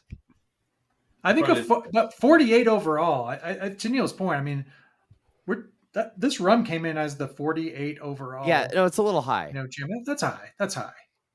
It was like 16. No contest here. I mean, look, this Factory Fiction came in at 20. I had it at 22, so feeling pretty little high with the public on that one. And yeah, Factory Fiction all the way. Love getting a big Factory Fiction and seeing that get a good seed and advance in this thing a little bit. That's great. You know what I mean? I've fluffed it even higher than that. I forget where I put it, but yeah, you forget where you put it. You have your bracket in front of you, Kev. No, I mean in terms of my playlist. Oh. Yeah. It easily wins this round. I mean, yes. it's not even close. Well, yeah, it wins this round for me. I had the Factory Fiction though at 38 overall, and I had the Rum at 61. So neither of these are super crazy. Both are going to fall to what we see in the next matchup for me.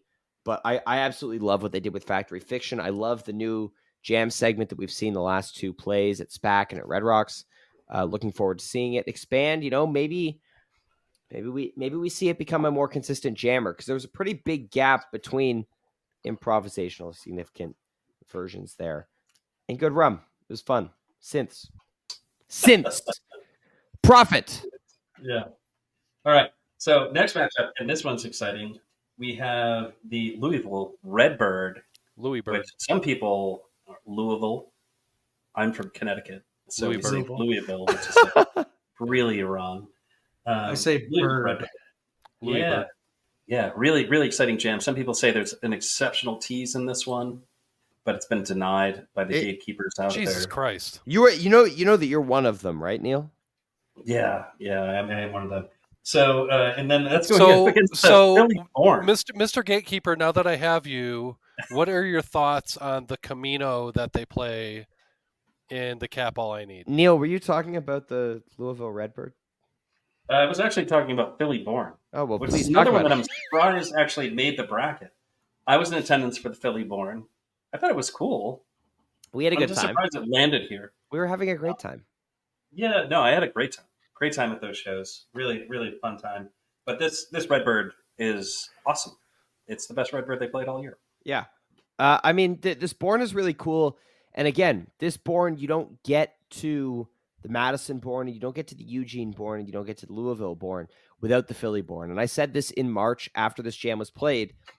This jam is not going to be as engaging on repeated listens, but it's so important for the development of the improv out of this song and just in general, in terms of the patience, in terms of the spaciness, right? Like you get this really patient build from them. You have a first peak and then just getting out into space for a while. It's longer than it needs to be, absolutely, but this is them taking a chance. This is what I've been saying all year about it. You know, if you go back to our spring recap, I'm sure you can hear us talk about this in more detail. And it comes through in this jam when Rick tries to go for Walcott like 22 minutes in, and the rest of the band keeps exploring, right?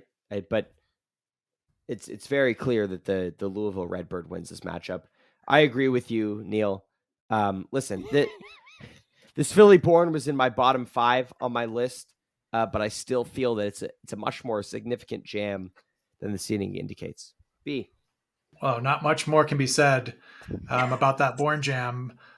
The Redbird though, yeah, I mean this Redbird's phenomenal. It's my number 10 overall. Came in at 16 overall, so I've got a little bit higher. I think this is an incredible jam. And yeah, the Born was really low. It was really low for me as well, around 47. Good stuff, long, meandering a little bit, and so that ends up hurting it. So, great region though. Yeah, Great planet. There are other better Borns.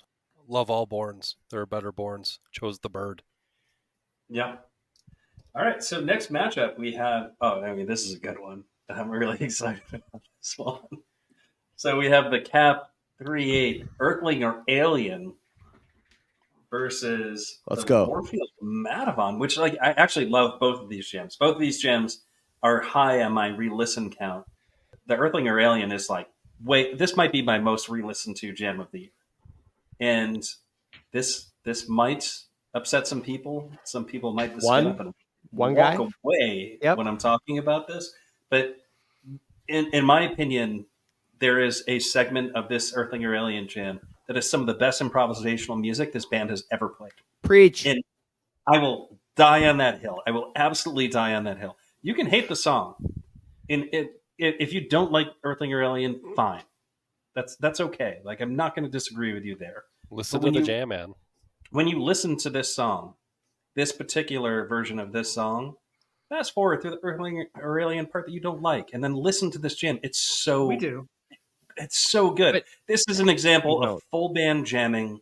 That they're absolutely feeding off of each other. They are working together. This is not Rick just shredding, or this is not Peter just doing a clav solo. This is the band killing it. And I think Trevor is a star in this jam. It's so good. And then this Matavon also, it's great. It's absolutely great. This is so weird for like a 6 versus an 11 because I love both of these jams so much. But before I pass this off, I do have to say that I have this Earthling or Alien moving pretty far, and we'll talk about that later. Where'd you have it overall? This Earthling or Alien overall, I think I had like in the 15 area. I'd have to look at it. Really. Neil had it at 13. I also had it at 13 because Neil and I agree on everything. I had it. So the main thing I wanted to say, because I felt like Neil was talking to me a little bit, and why would you get that idea?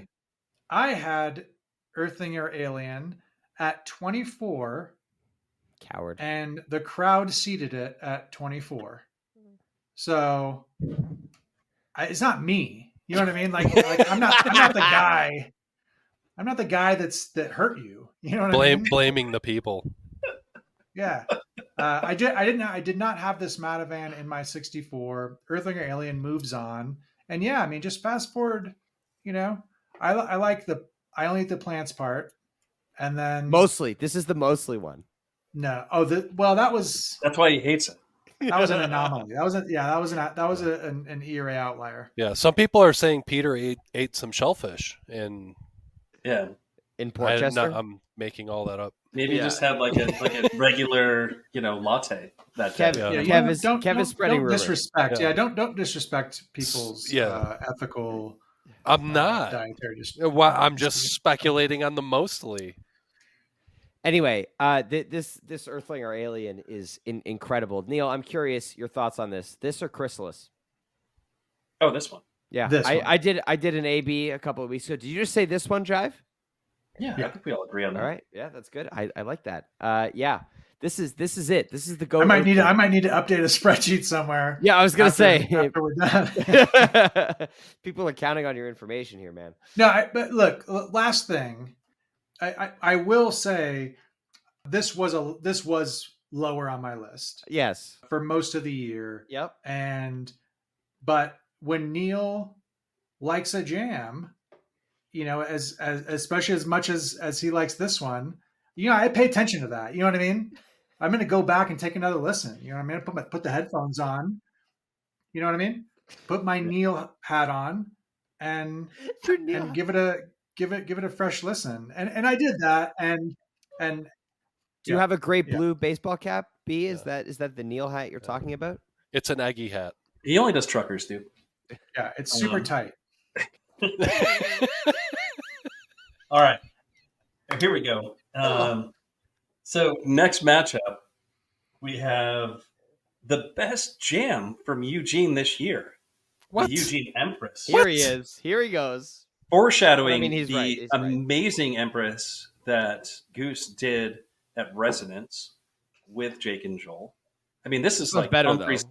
This is Humphreys McGoose. I mean, we were saying it at the time, like, holy shit, like this is incredible. Yeah, it makes that later. Go ahead. I was just gonna say I talked to Joel about this at summer camp. He was like, you know, in May, he was like, "What should I listen to from Goose recently?" I was like, "The Eugene Empress." People are calling it Humphreys McGoose. He was like, "Oh, yeah." I think Kevin and I coined that term. You did. Great story. You did. So yeah, killer version of the song. One of my, I think, top 12 of the year, reflected by the fact that it's like a 3-seed. So, you know, the crowd agreed with me on that one. And then we have the 418 Bozeman Rosewood, which I also love. These are two excellent jams. Again, this bracket has got like a few really powerful matchups. The Empress moves on because this Empress is maybe the best Empress they ever played. April's a tough draw, man. If you're an April jam and you drew another April jam, chances are you're in a tough matchup. Yeah, that's right. I agree.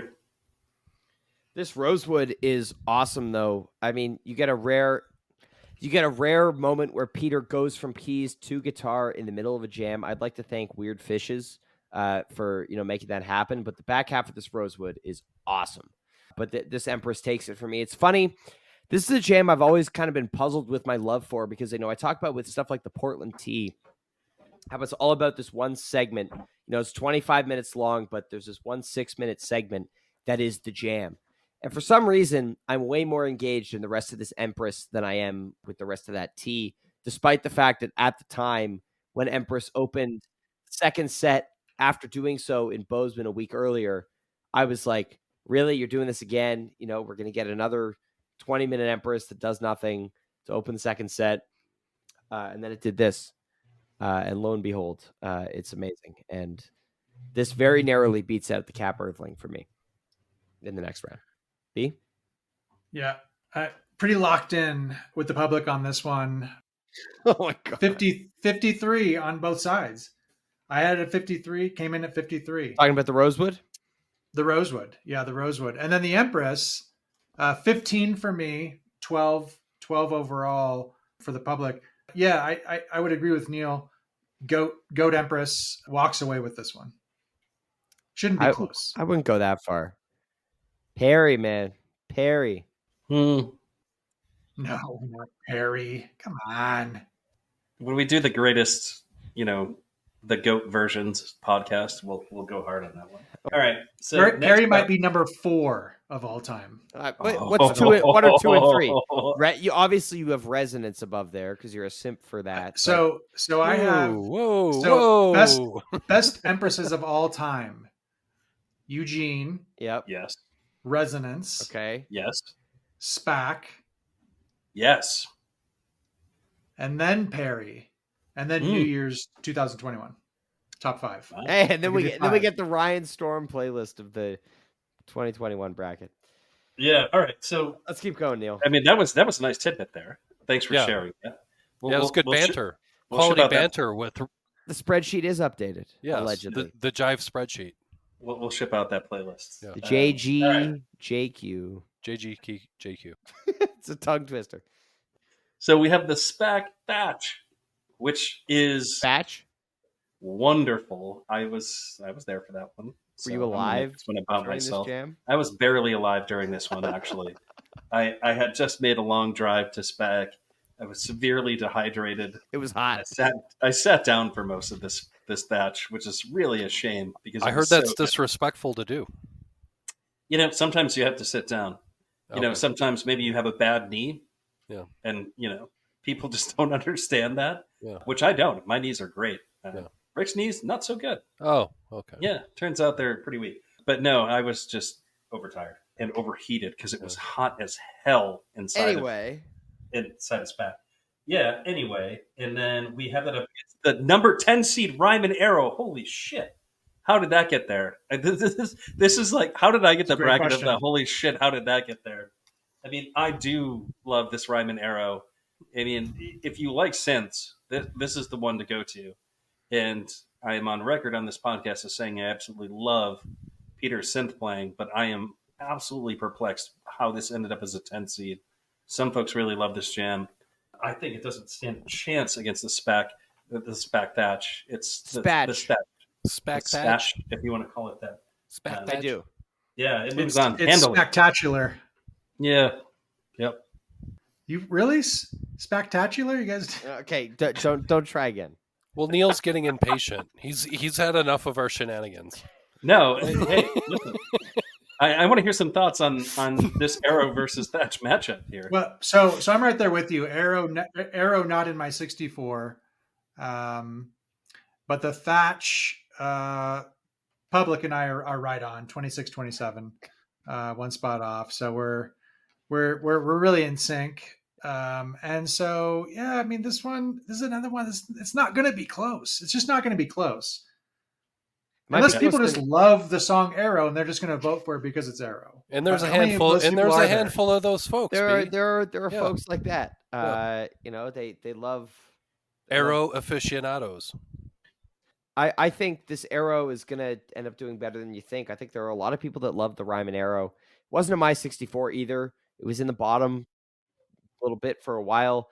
Ended up dropping off.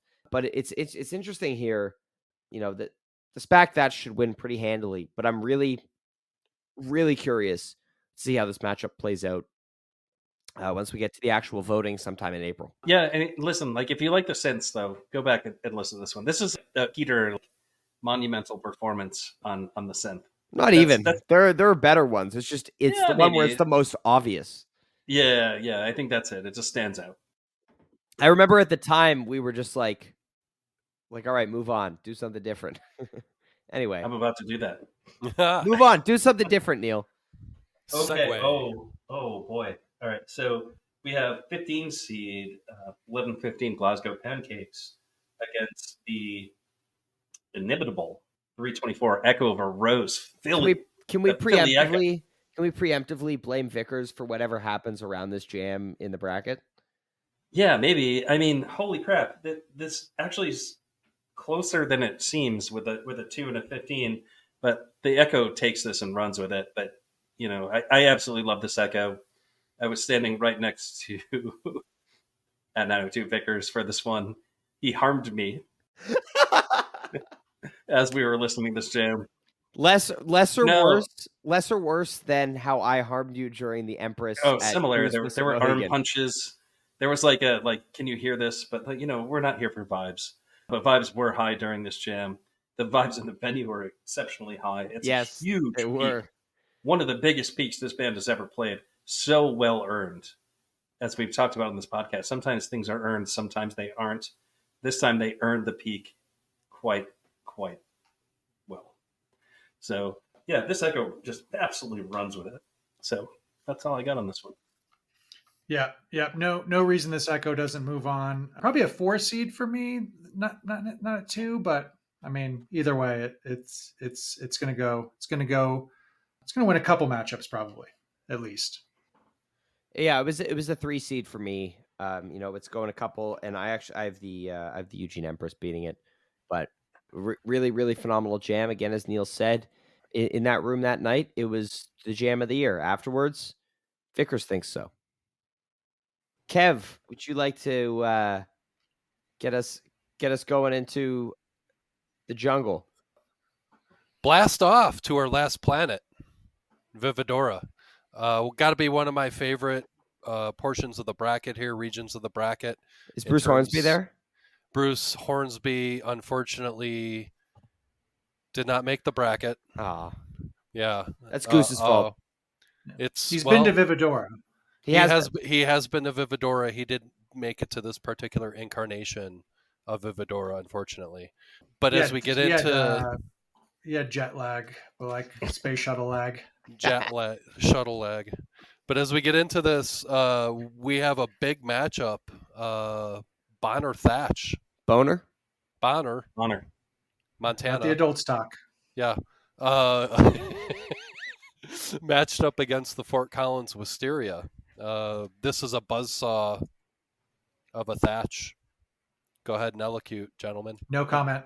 It's a boner of a Thatch. Yeah. It's the boner Thatch. I am happy the Fort Collins Wisteria made it in. Deserves some recognition, despite the fact it wasn't in my top 64, but, boner Thatch. This Wisteria is pretty cool, but yeah, it doesn't stand a chance. This Thatch, It's the boner Thatch. Wow. It's the best Thatch ever. They don't call it the boner Thatch because it's bad. Yeah, if by they you mean Ryan Storm. Storm. Let's call it the Missoula Thatch. Yeah. Because nobody calls it that. The Kettle House Thatch? That's accurate, Kev. Okay. Yeah. Is that better? That's better than Missoula. It seems more palatable. Boner Thatch just rolls off the tongue. Anyway. And so the next matchup is the 11-3 All I Need from Paris, matched up against the Spock 7-7 Empress. Spock? Bonjour. Spock. Bonjour. Live long in JGQI. QI? Is that not the quotient? I got the Q in the wrong spot. JGJQ? Yeah, it's hard. So many acronyms. This is a tough matchup. A lot of J's. Yep. I mean, with any formula, this is formula dictates. These are two really good versions of two really good jam vehicles.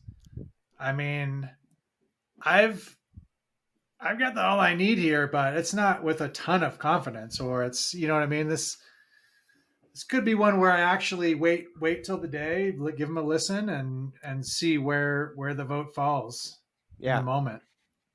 Yeah, these two are high in my re-listen count also. I like them both. And I am excited to see where this one lands. When I filled out my bracket, I was saying, well, it's definitely All I Need. Right now, as we're talking, like maybe the Empress gets the edge because there are so many All I Needs in this bracket. Maybe I'm excited by this one Empress. So I also, Neil, I'm of the mind, before I share my personal thoughts on this matchup, I'm of the mind that the song that a jam comes out of is completely irrelevant to this bracket. That's not what I'm judging on. When I'm voting on a matchup, I don't really care if they're unless it's Arrow. But that's a different category. But I'm not looking at in a matchup like this, like, oh, there are 6 other All I Needs in this bracket. I should weight this one less because there's no sympathy. There's no sympathy voting. Correct. Like that's not why I picked Empress here. But for me, If it's a pick 'em, though, you got to find some criteria. That was my point. Sometimes, Yeah, yeah. it's could about be, the and that jamming. could differ. it's about the improv. It's about the jamming for me. This is not about the Yeah. song. This is not about how many All I Needs. We had like 6 or 7 Wisterias in the bracket last year. I'm not looking at that as, some of these need to go early on, so there's less Wisterias. I will That's not my say point. I will say it is a little bit about that because there are other stronger empresses and we can't listen to these songs all the time, all day long. Yeah. So you have to pick specific ones that you're going to go back to. This one in this matchup is not the one that I'm going to go back to. I do go back and listen to the All I Need. So for me, it was interesting because I didn't listen to this Empress for a while for some reason. It wasn't on my radar as much. I didn't remember it as hot. And then about a month ago, I went back to it again for the first time in a while, and I got kind of blown away by it. I'd kind of forgotten how good it was. And in the end, I go with the Empress over the All I Need here. Both of these get bonered in the second round. The Empress is my pick here.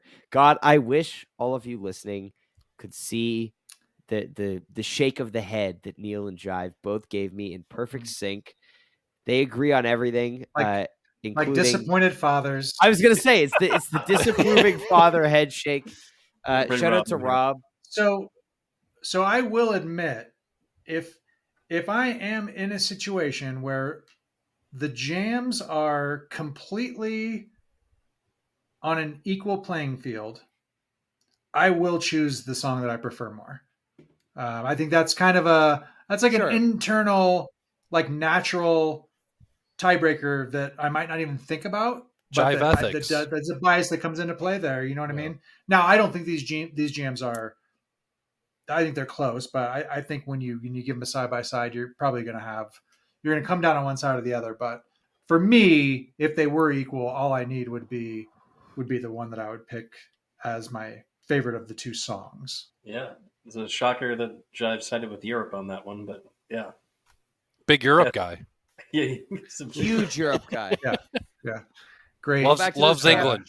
Loves England. Yep, just a great part of the world. We'll get there. Kev, shall we? Yeah, man. We're ready to move on. That's a good segue, right? So we got the 1120 Madhavan from London matched up against the half step from Salt Lake City, Utah. Yeah, man. Red Butte. What do y'all think? Ryan calls it the butt half step, probably. No, I don't. You're a funny guy there. Doctor will see you now. He can't wait for that second round matchup between the boner and the butt.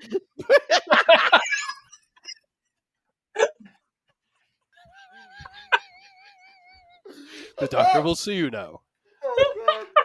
The doctor is in. We peaked. Ladies and gentlemen, this is the last episode of Always Almost There. We're never going to do anything better than this. My only concern with this is what took any of us so long to come up with that? Sometimes, man, it's the magic of improvisation. The formula dictates. The formula dictates there needs to be room for improv. The boner and the butt. Oh my god. All right. The doctor will see itself to the second round here, pretty handily. This is a phenomenal half step, but it doesn't hold a candle to the Madhavan. This for me is my favorite part of this Madhavan. Peter blending the organ and the synth sound together on his Nord Stage 4 in Europe, because he didn't have the real organ, so had smaller rig. But the way that those two sound blended together, both going through the Leslie, beautiful. I love it. This jam is awesome. It's like a lesser version of the Ryman Madhavan to me in a lot of ways. This one, beats the butt. So I mentioned earlier that I actually have this Madhavan as my personal highest ranked Madhavan, ahead of the Ryman. This one, I love the shenanigans. And I think if you look back historically, and I'll give a couple examples, but if you look back, when they get into the shenanigans, the whole Doctor is in stuff and they're spacey and a little crazy and doing this kind of the vocal play. they deliver big jams, you know, when they have some fun like that. And so I think back to it was like the 8/20/19, I think is the date, the hot tea. We talked about this a couple months ago with the Lionsgate portal. And then you've got the Steamboat Drive, the IUB Jam. So this reminded me a lot of those jams. I would just like to say, while this was happening, Bruce was yelling IUB at the band repeatedly, which was a little bit distracting, but you're on the mark with that. Yeah. So I just kind of dig that playfulness, and I just think it in all three of those examples, I just think it sounds really cool. You know what I mean? There's something kind of almost hypnotic about that kind of stuff, and then when they exit out of that and then just go right into a killer jam, I love that so much too. Just the dichotomy of that, and how they move so effortlessly from one to the other with such success, to where it sounds so cool. I mean, I just love that so much, man. So yeah, I'm a huge fan of this jam. It moves on easily. That's all I got. Yep. Madavan, easy for me. Moving into the next matchup, we have the Louisville Arrow, and that is matched up against San Francisco West Coast Liz. Another one. That's a 4v13 seed for anyone interested. Arrow wins here. Again, pretty handily. This Elizabeth is awesome. The first Elizabeth of the year. Kind of had a spring of contained versions before this, but Arrow wins. This is Arrow of the year, in my opinion. Ever. Oh, Goat Arrow from you guys? Yeah, it has to be. Honestly, I don't really think about Goat Arrow very often. Ryan's like, I don't think about Arrow at all. No, I don't really. I don't generally. But this is a great Arrow as far as arrows go. But the Madavan beats it. I just want to point out that you mentioned earlier that you shouldn't consider the song that it's coming from. Well, we disclaimer. Whoa! Let me finish. Okay. Oh, okay.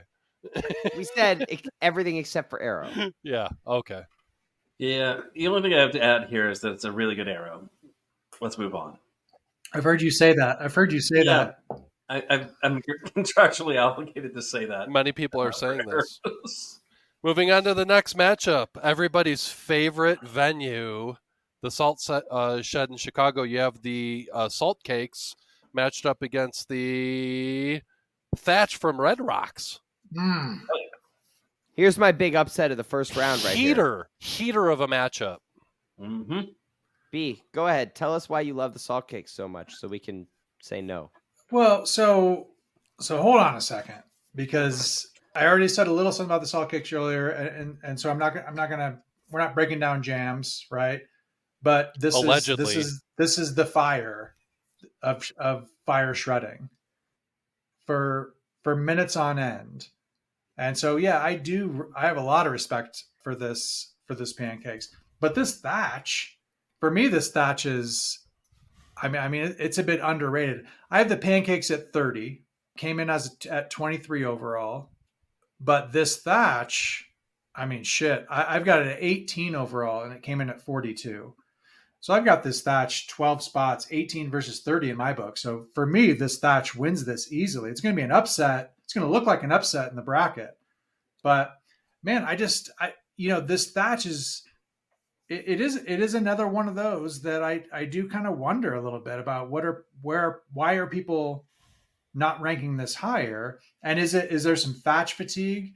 Is it because sometimes there's so many Thatches, it does become hard to rank all those Thatches, and so you get those ones earlier in the year in your head as this or that, or wherever it might fall.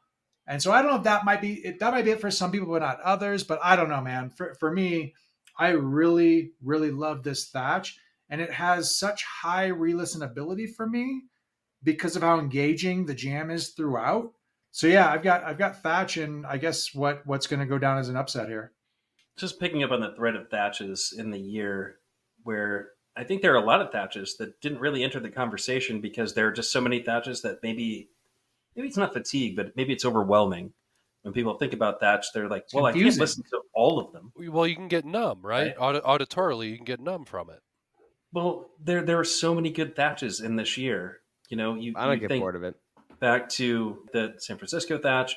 You think about the Halloween Thatch, hot Thatch, by the way. The Thatch from, I mean, it is not Manteca. It is the Landlady. Go listen to that. There's Super Mario Thatches from Europe. Yeah, Mario Thatches. What is it? Manchester Thatch? Manchester Thatch? All three of them are actually pretty good. You know what I mean? Amsterdam, Manchester, London, all solid. Yeah. So, I mean, the Wiltern Thatch, also very good. So, like, the last, like, however many Thatches of the year were all spectacular. So, later when we talk about stats, we'll talk about where Thatch landed in terms Did of. we say like, summer camp? Sorry, did somebody just say summer camp? Nobody said didn't that. say that one yet. That's another one. Nobody said that. That's yeah. another great one that got left out. Got snubbed. Yeah. That we'll bring that up. Actually, The snubs. It'll come that's in a snub. snubs. That's the biggest snub of the whole bracket. That Yeah, upsets me. Ryan. I agree. I mean, not the biggest of the bracket. We'll talk snubs. We'll talk snubs. It's no Oh, Hampton. yeah, It's yeah, no yeah. Hampton Tumble. It's no Hampton Tumble. The point I'm trying to make here is that there have been so many excellent versions of Thatch this year. It doesn't seem like people connected with the song, which blows my mind. Because it's such an amazing song. It's an amazing Such a jam great vehicle. song. And I wish there were more Thatches in this bracket. There were certainly more in mine. Pick it from a tall tree, Yeah. pull it from a deep. It's a little bit It's got funk. amazing lyrics. Bird don't We've sing, talked about bird this don't before. tell. Amazing lyrics. These are some amazing lyrics, actually. I mean, some of them are funny. Some of them are blow my mind. Yeah, it's a little bit fucked. And so I chose the song to move on because, and most importantly, it was my first in-person Thatch. Shout out to Kev. Yeah. Yeah. Hashtag Kev's first Thatch. Also hashtag Kev's first drip. A historic night for us all. Moving on to the next round, we have the 413 Madison, Wisconsin. Home of Madison Huvan. Yeah, the Shohio bordering Lake Michigan. Wisteria paired up against the Ryman Bird. The Ryman Bird. I'm glad you brought that up, Kev, because Madison is the Shohio of Lake Michigan. I will agree with you there. Yep. Yeah, this Wisteria was gonna make my Elite Eight here. You know, it's going far. This is an incredible jam. This is another shining example of Peter using that marimba piano, you know, in this Bliss segment here. Man, it's so good. Yeah, I love it. And this Madison show is incredible. But yeah, this jam. Yeah, Trevor also initiates a super melodic, just incredible midsection of this jam. This Wisteria, it's 8 overall for me, 11 overall in the bracket. This was 8 overall for me. I mean, I love this jam. And talk about high read listenability. And Wisteria's like that's for me. Like there ain't no fast forward into the jam happening. You know what I mean? But this, I love this Wisteria so much. It's a shame that this Wisteria versus that Thatch. I mean, Wisteria moves on, but really good matchups coming out in the second round here. This Wisteria is pretty cool. It's got that China Rider transition vibe in it, which is absolutely spectacular. This Redbird is one of my, I don't know, personal favorites. I've listened to this one a bunch.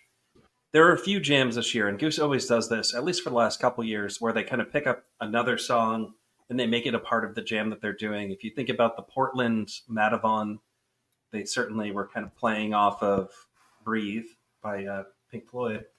And you think of this one, this is, the name of the song is escaping me, but it's Is this The Eyes of the Bird? Or no, the this is Reaper? Stevie Wonder, dude. This is straight up Stevie It's You Haven't Done Nothing. Yeah, You Haven't Done Nothing. And it's, what a killer jam. And this You Haven't Done Nothing actually pops up in different points on the tour as you kind of listen. Just like the That's All theme kind of shows up all over the place early on in the year. Cool version. Sad to see it go. But yeah, it gets like defeated easily by this Wisteria. Moving on. Next round, we have the Madison Born matched up against the Louisville All I Need. Mo Madison. Yeah, there's a lot of good shows, and All about it. I'm excited for the next round. Don't want to get ahead of us. Discuss Louisville. This is actually, I mean, it's another upset, I think, for me. You know, Really? this Born. So so early in the year, so we had the Philly Born and then the Madison Born, and they're both similar in a lot of ways for me. I do prefer the Madison Born. I mean, it's definitely a better jam, but it is similar in some ways in the sense of, how efficient is it? Does it lack in that area, I guess? But what I really want to say here quickly is this All I Need. So this is up there for me with like the Warfield Redbird and Salt Cakes in terms of just high energy shredding. And this is not the long, this is not one of your long All I Needs. But it's a hydrogen what I bomb. mean? But this thing is just, it's a burst of energy. And like I said earlier, man, I like those jams. And so, All I Need pulls a little bit of an upset here for me. I go with the Born here. I absolutely love this Born. I'm a sucker for really amazing Peter Key's works, as a lot of people know. And what he's doing on the synth here, I love that he's got the glide going between like two notes right next to each other. Kind of adds a spookier effect. And again, as you mentioned, and we talked about earlier, this is the road from the Philly Born to the Eugene Born. And I think this is well seated at a 7. This All I Need was lower on my list. Honestly, I love re-listening to this. You get this darker first half, and then they just ascend. And again, it's been best described as like a 50-ton nuclear bomb just being set off in the middle of the Louisville Palace Theater. Like it's incredible. The energy and the peak. Jive Goose is scoffing at me, which means I'm probably accurate in this. No, I think Salt Cakes goes harder than this All I Need. Okay, I wasn't comparing this to Salt. We're talking about hydrogen bombs and shit. I mean, I wasn't comparing this to Salt Cakes. I was just saying on its own, it's a hydrogen bomb. So if the Louisville All I Need is a hydrogen bomb, then what is Salt Cakes? Well, that's it. He said like 50 ton. The meteor that bomb wiped out the dinosaurs. I don't know. Yeah. Big weapons, big weapons expert over here. Yeah, man. I know my bombs. Okay. Yeah. There's one the only thing thing I Ryan know. likes more than sports is military shit. Military history. Yeah. This is my shit. and potty talk. He's a man of refined interests. Yes. Thank you, Kev. Neil, you got thoughts on this matchup? Nah. I have All I Need advancing. I mean, all right. This Born, the excitement around this Born, I never really understood. You guys agree. To be honest with you, and I do love this All I Need. I've always loved this All I Need. I've had it really high. I just, one super quick thing. Sorry, when I think about both of those Borns, Madison and Philly, I remember like in the summer, like within a couple months after those shows, just I'm sucked into this thing where I'm looking at how long these jams are, and I keep going, okay, I'm going to devote 30 minutes and I'm going to listen to this. Like I'm trying to, like I want to rank it higher and I want to love it more. And I feel like I should be sometimes just because of how long it is, you know what I mean? So you have to like validate that. And you have to sit through 30 minutes to do that. You know what I mean? And I think sometimes if you're not finding it easy to sit through those 30 minutes, and that tells you something. So moving on to the final matchup. The final matchup, probably one of my favorite songs of this bracket for sure. We have the London Hunger Site matched up against the Red Rocks Everything Must Go. Easy matchup for me here. I mean, this is the Red Rocks Everything Must Go we're talking about. Another buzzsaw. Listen, this is the buzzsaw jam. This is listening to this again. Not only does it take me back to being at the show with you fine gentlemen, but I'm just like head banging in my office listening to this today. Just like, going hard. I love this jam. I could listen to it forever. Love this song. but I do have this getting beat by the Madison Wisteria to get into the Elite Eight. Spoiler alert. Spoiler alert. But I like to say I love this jam up to a certain point. This is my number 10 of the year, but it handily beats this really great clav in the Hunger Site. If I had to nitpick on the Everything Must Go, I would have had it as a 3 seed, not a 2 seed. I was just a little bit lower, right? But for me, the bummer here is this Hunger Site. So 58 overall makes it a 15 seed. I've got it at 27 overall. I really like this jam. I really liked Europe in general, but I thought this jam was really good. I was a little bit surprised. This is one where I was a little bit surprised too, where I know not a lot of you guys had this very high.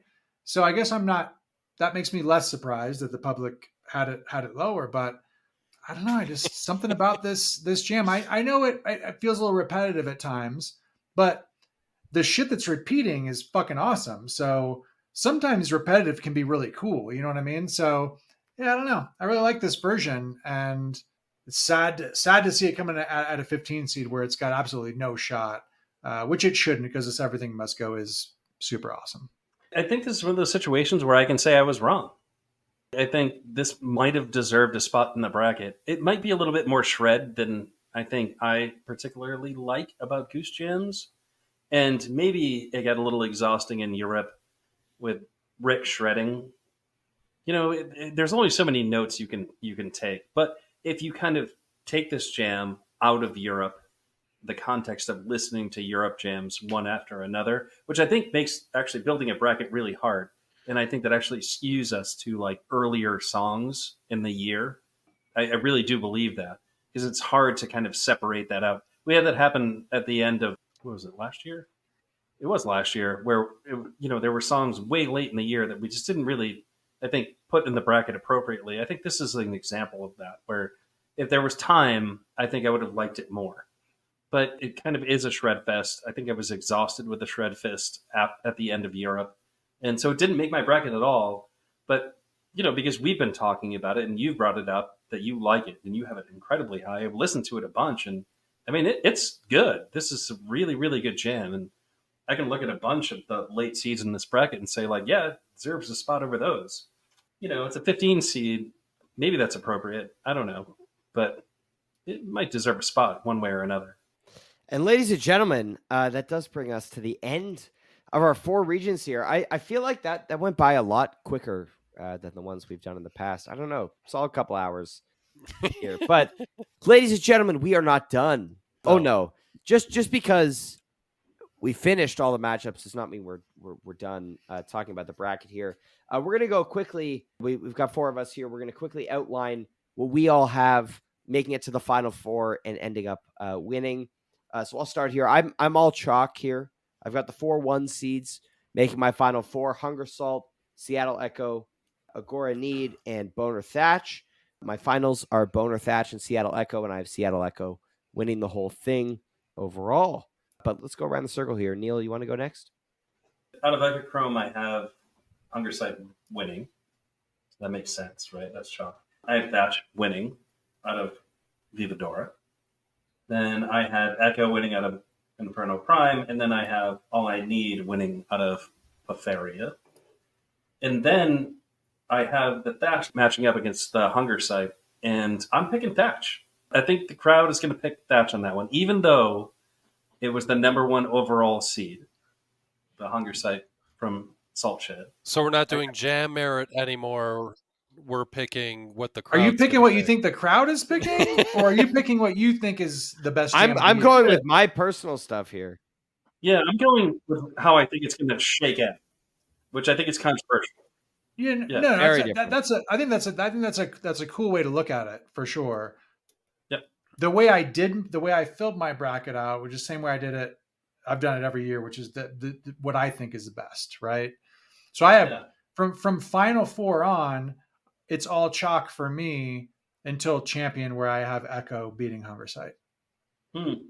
So in my championship, I have Thatch going up against Cleveland All I Need, and then I have Thatch winning. And I really do think it's going to shake out that way. Do I think that's the best? No. And maybe that was the assignment, but I'm not good at assignments, so this No, is it's what I however you want to did. interpret it. You are, though. You got all your assignments done. You overachieved today. Yeah. I give you an A plus. A plus for sure. Thanks. Yeah. Final four for me, we have, man, B Dunn is going to hate me. Like, he's going to hate me.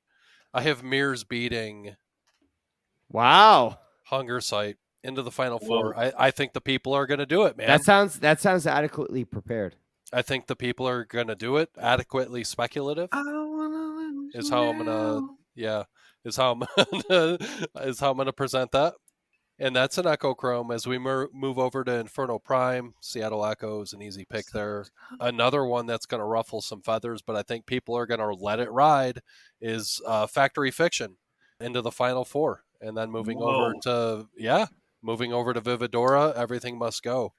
So I feel like we proved when the Fredfest Factory Fiction didn't go that far in the 2021 bracket, I think that we proved that people will vote the right way. Fredfest was in Virginia, right?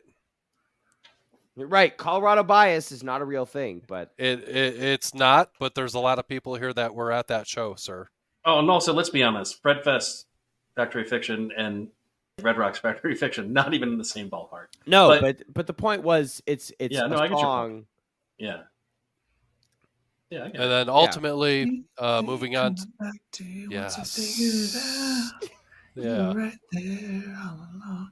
Hey, Oh my God. I mean, look, Mears. Whoa, wait, can we let This Kev is- finish here? Yeah, finish, Kev. I wanted No, I actually want Give B to Kev finish. props. I want B to finish singing. I mean, this is Sweet 16 for me, and I do have it losing to Hunger Stop, but I don't know, man. I might rethink that now because, After hearing Kev talk about it. and I love the song. Listen to the jam. And It's not just the song. It's Listen so to the good. fucking No, jam, the man. jam is so good. It's all about the jam. Yeah, that's awesome, dude. I like how you mixed it up, but the picks that you put in there to mix it up, like that shit is realistic. You know what I mean? Like I could see that happening. I think it's easy to pick chalk, so I like where you're headed with this. I hope that influences people.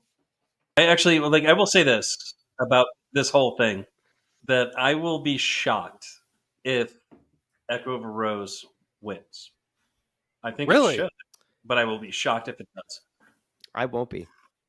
Yeah, I mean, it's just so many times I think like a song's going to win and it doesn't. So who knows? Like San Francisco Hysteria. Or Yeah, that one broke my heart. Well, Bingo Factory Fiction. Well, speaking of things not going as you might have seen them go. Great segue, B. Does anybody? Do we want to talk about snubs, I Neil? think we should. Oh yeah, let's talk about snubs because I've got a few. Yes. I've already alluded to it a I little have bit. one. I only have one. Go ahead. I do want to say this. Every year when we release the bracket playlist, folks are like, this is terrible. You're absolutely wrong. My favorite jam, my number one, didn't even make 64. You guys are out of your fucking minds. Like, how could you possibly First do of this? all, if your number one Sometimes doesn't that's make the the formula. 64, well, I was going to say, the formula dictates, okay? And if your number one doesn't make the 64, you should reevaluate, make an offering to the formula, and maybe Or the next year. formula might reevaluate your picks for you. Yeah, That's also So- possible. That doesn't happen. yeah, that doesn't happen. But The what does formula happen dictates. is the people speak, right? And this year we have 85 different people saying that they think these jams should be in the bracket. And everyone is disappointed. Everyone. The four of us all made picks that didn't work out. So that's what this segment's about. It's about the songs that you thought should have been in the bracket that didn't quite make it. So I will start us off. My number one snub that really absolutely breaks my heart is the Summer Camp Thatch. Yeah. I had it rated number 32 on my playlist. It did not make it, which is crazy. But we already talked about this. We thought that there should be more Thatches in there, and they just didn't quite make it. Another really big snub of mine is the Hunger Site from Cascade. I had that at 51. Absolutely love that Hunger Site. And then we have for me, the Glasgow Jive Lee that at the last possible minute, Judd Goose convinced me to put that into my playlist, and I did. And then lastly, the one that I really want to talk about. I mean, I've got a bunch more. I've got what 1, 2, 3, 4, 5, 6, 7, 8, There 9 were different 8. Yeah, jams. you must have Yeah. added one. I counted 8 at the beginning. Oh yeah, so like a bunch of different jams that like I thought should have been in it, but like I don't want to detail each one. I mean, shoot, actually, let's go through and do it. So I had the Boston Earthlinger Alien, which I thought was really a spectacular jam, and then the Drip Field from Asbury Park, which I don't understand why people didn't love that jam as much as I loved it, but there it is. Like, those are all really big snubs to me.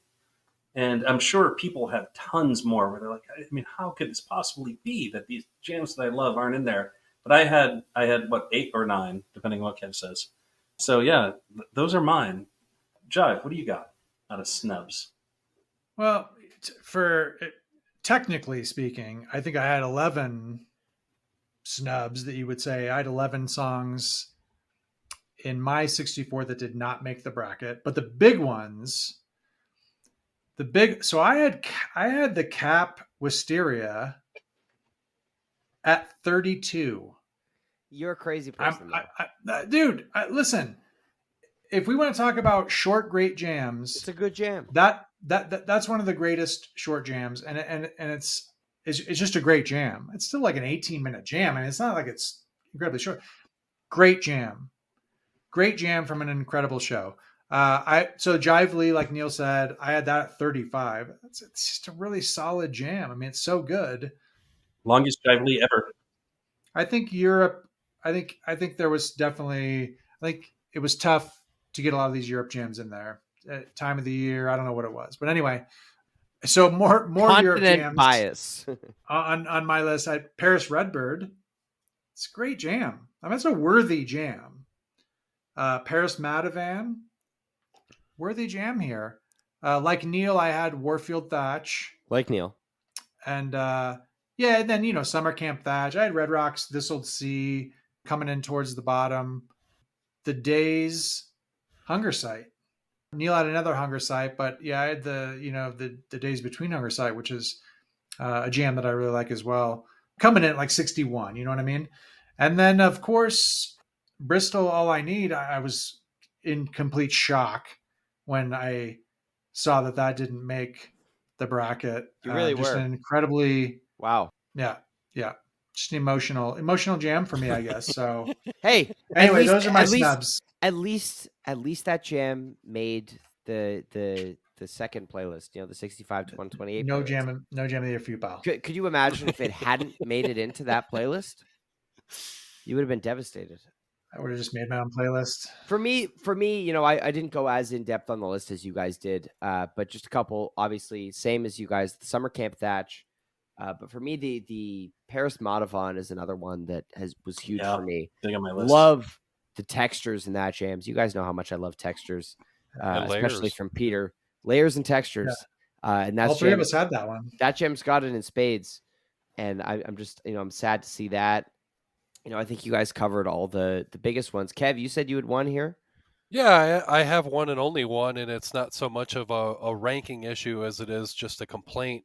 In terms of how we recognize segments of songs, and I just want to point out, do we look like Vickers? And I just want, well, he's not responsible for this. Well, he is actually, and I just want to highlight that Camino was definitely played in the Cap All I Need. All right, Kev, I'm good at you. And people should listen to the song. All right, so now we're going to talk about our Cinderella stories. Jams that that's not fair. Think. Messed up. That's messed up. All back right. to back. AB, if you will. Ted Tapes Camino. It's not Camino. So now we're going to talk about our Cinderella stories. I know, Do you know what that means? Cinderella story? I do know what a Cinderella story means. And he knows who Cinderella is. His mom read it to him, okay? Thank you. Thank you very much, Kev.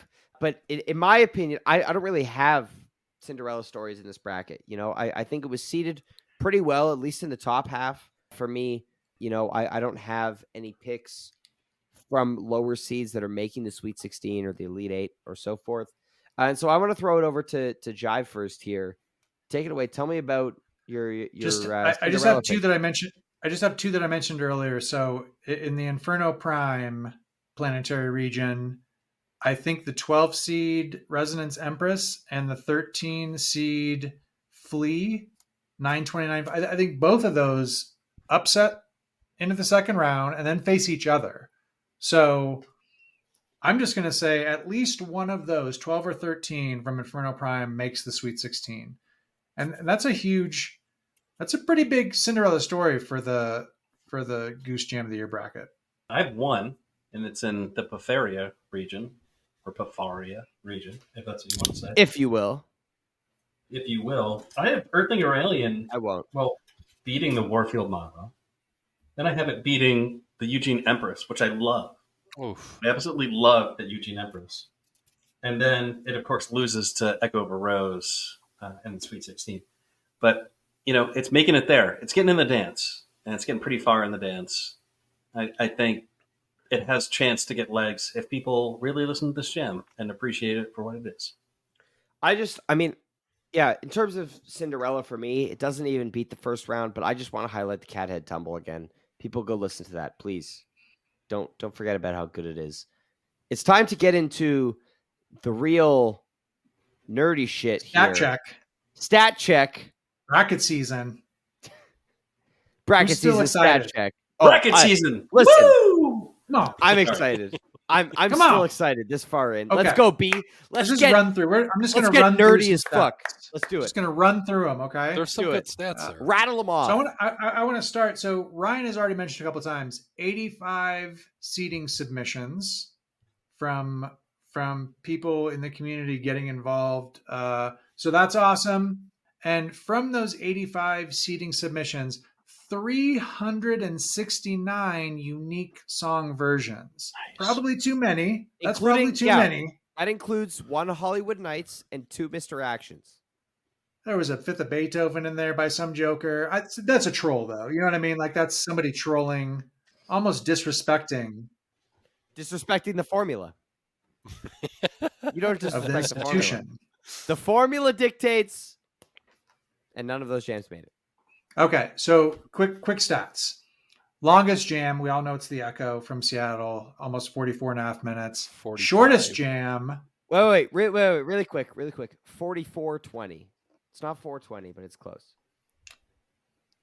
Yeah, I said almost 45 minutes. Yeah. Yep. That pairs well with butt. And I said 44:20. Yep. Dude. Okay. I'm trying to move fast. So shortest jam, 926 Yeti. Just under 15 minutes. 2 covers made the bracket. The 920 half step and the Cap in Your Eyes from 310. This is interesting. Most versions of each song that made the bracket. So we'll just do the 3 and up. All I Need coming out on top with 6 versions. Redbird and Wisteria, 5 versions. Born, Madhavan, and Thatch with 4 versions. And then Arrow, Elizabeth, Rosewood, and Empress all with 3 versions. Wow. I think Elizabeth and Arrow are the 2 big question marks for me on that list. And then if we look at what months did the big jams come in the bracket? So March and April up at the top. April was 16, March with 13. But what's interesting is, obviously they played a different amount of shows in these months. So, they played a lot more shows in this spring. So it might make sense that there were more jams in the bracket from those early months. But when you break it down, when you look at the total shows played in each month, and then you come up with bracket jams per show per month, we'll see that indeed April and March did lead the way. April with 1.07 bracket songs per show. That means every show you went to, if you went to a show in April or March for that matter, you were basically guaranteed. You saw a Jotty. In terms of pure math, you were guaranteed one. This is the part of the pod where we get into like the really, really nerdy shit. If you're over 2 hours into this podcast and you now have reached your limit, you're like, they're talking about bracket jams per show per month. Like, I'm turning this off. Well, you shouldn't be reaching your limit because you can listen to this pod in as many parts as you need to. It's true. Thank you, don't Kev. you don't need to listen to it all at once. Thank you for reminding us of Yeah, that. Kev. take a break if you need to. Self-care is important to the pod and should be important to you as well. More fascinating data. Yes. So October was really the other big month in terms of bracket jams per show by month at 0.83. So strong showing for the 6 shows in October. So, and just a couple other things here. Flagstaff, baby. So most bracket jams by show. So there's just 4 shows here that each had 3 bracket jams. So you had Cap Night 1, Madison, Oakland 926, and Red Rocks 10-6. So all 4 of those shows had 3 jams in the bracket, with the Cap and Red Rocks having the higher ranked of those jams when you look at the JGJQ numbers. So the other thing, one last stat to call out. So we talked about versions of song, most versions of each song that came in. Well, when you look at the total plays for each one of those songs, Neil came up with a slugging percentage. And we love the slugging percentage on this podcast. Yeah. Is that sports? Neil, do you have the slugging info in front of you? Oh, yeah, I do. Yeah, I do. That I off mean, for if us. you want to run through it, that's cool. You run these off. So if you match against like bracket songs versus number of plays, what you really see right away is that if you're seeing Wisteria in a show, it's going to be a banger. We have five versions in the bracket, 10 plays in the year. So that's 50%. So guaranteed banger every single time. You know, second place is Born. There was 11 versions out of the year, and then 4 of them were a bracket, so that's 36%. Also, I'd like to say that's pretty impressive given that every single Born pretty much after July was non-jammed. Right. Well, I mean, there's a bunch of interesting things you can glean from this data. Yeah. So then you have All I Need, 17 versions played, 6 in the bracket, 35% slugging percentage. So that's also outrageous. And then, you know, it skews the other way too, right? They played a whole ton of arrows this year. They played 20 of them. And only 15% of those made the bracket. And then similarly, and actually this one's the one that's really surprising, is Thatch. And I think this actually has something to do with the fact that the first half of the year, the Thatches were pretty straightforward. Second half of the year, they were pretty well jammed out. But you get 24 plays at Thatch, by far and away the most played out of this group that we're talking about. And only 17% made the bracket. So really, really interesting stuff. That's misleading, I would say. Thatch fatigue. You guys talked about it earlier. I think it's Thatch fatigue. Like they played it too much and too well. Well, I think the thing to glean from this one is they played a ton early in the year that just weren't jammed. And then later in the year, they did jam them. And then this is what you end up with. And then the last one I want to point out is Rosewood Heart. They played 3 versions that were in the bracket and 11 out of the whole entire year. So, you know, Rosewood always just hits. So great song.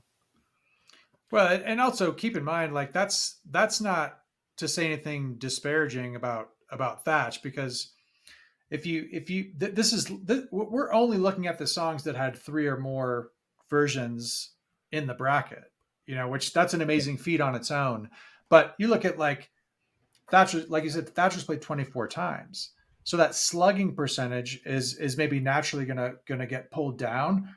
We have to look at some of these other songs. Animal was played 24 times also, and got 1 version in the bracket. So there are slugging percentages way lower than these songs, right?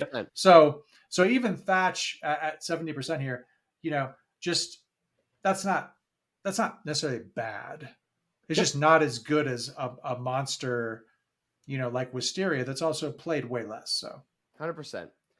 And before we move on to the next one, you know, we have the formula, and the formula dictates. But going into these stats, we had another formula be introduced, the JGJQ, if you will. Yeah, Jive Goose Jam Quotient. The Jive Juice Jam quotient. Yes.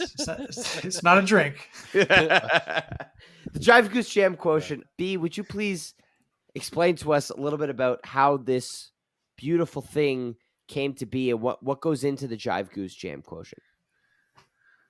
Oh, it's just, look, we've been here for a long time tonight. So But the people want to know transparency. We don't want to dig too much into this. Some of it is, listen, it can mean different things in different situations. You know what I mean? It's more of an algorithm. It's an ideal. It's a vibe. You know? It's a mathematical vibe. But sometimes you can look at it and you can apply it to the song. You can apply it to at the show level.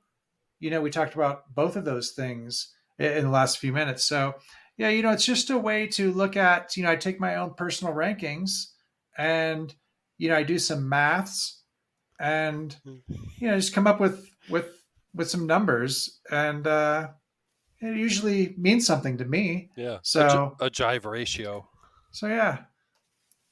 All right. Thank you for that insight. It's complicated. I mean, I hope that made sense. It didn't. I hope it did. To those who are listening, it's proprietary, so I mean, it makes sense that it doesn't make sense. You got to keep that shit under wraps. Yeah, I mean, it's a great time, if we're really talking right now, to transition into everybody's favorite part of the AAT Goose Pod. Oh yes, yes. Let's cradle the sack.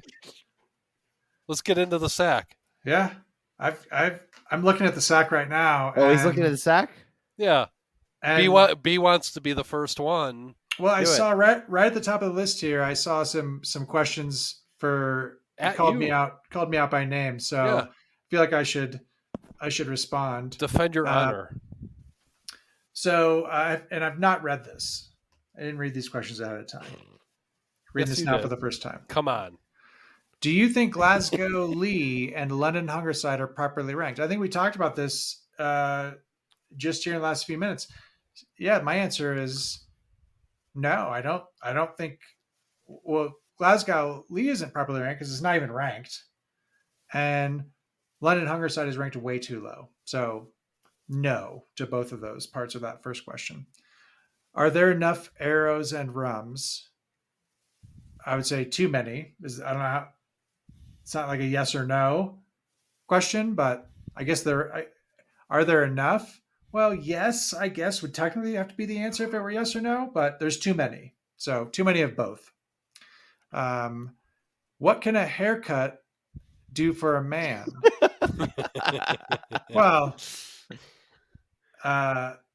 he can sell you catio insurance. Yeah, it opens up a lot of new doors and opportunities.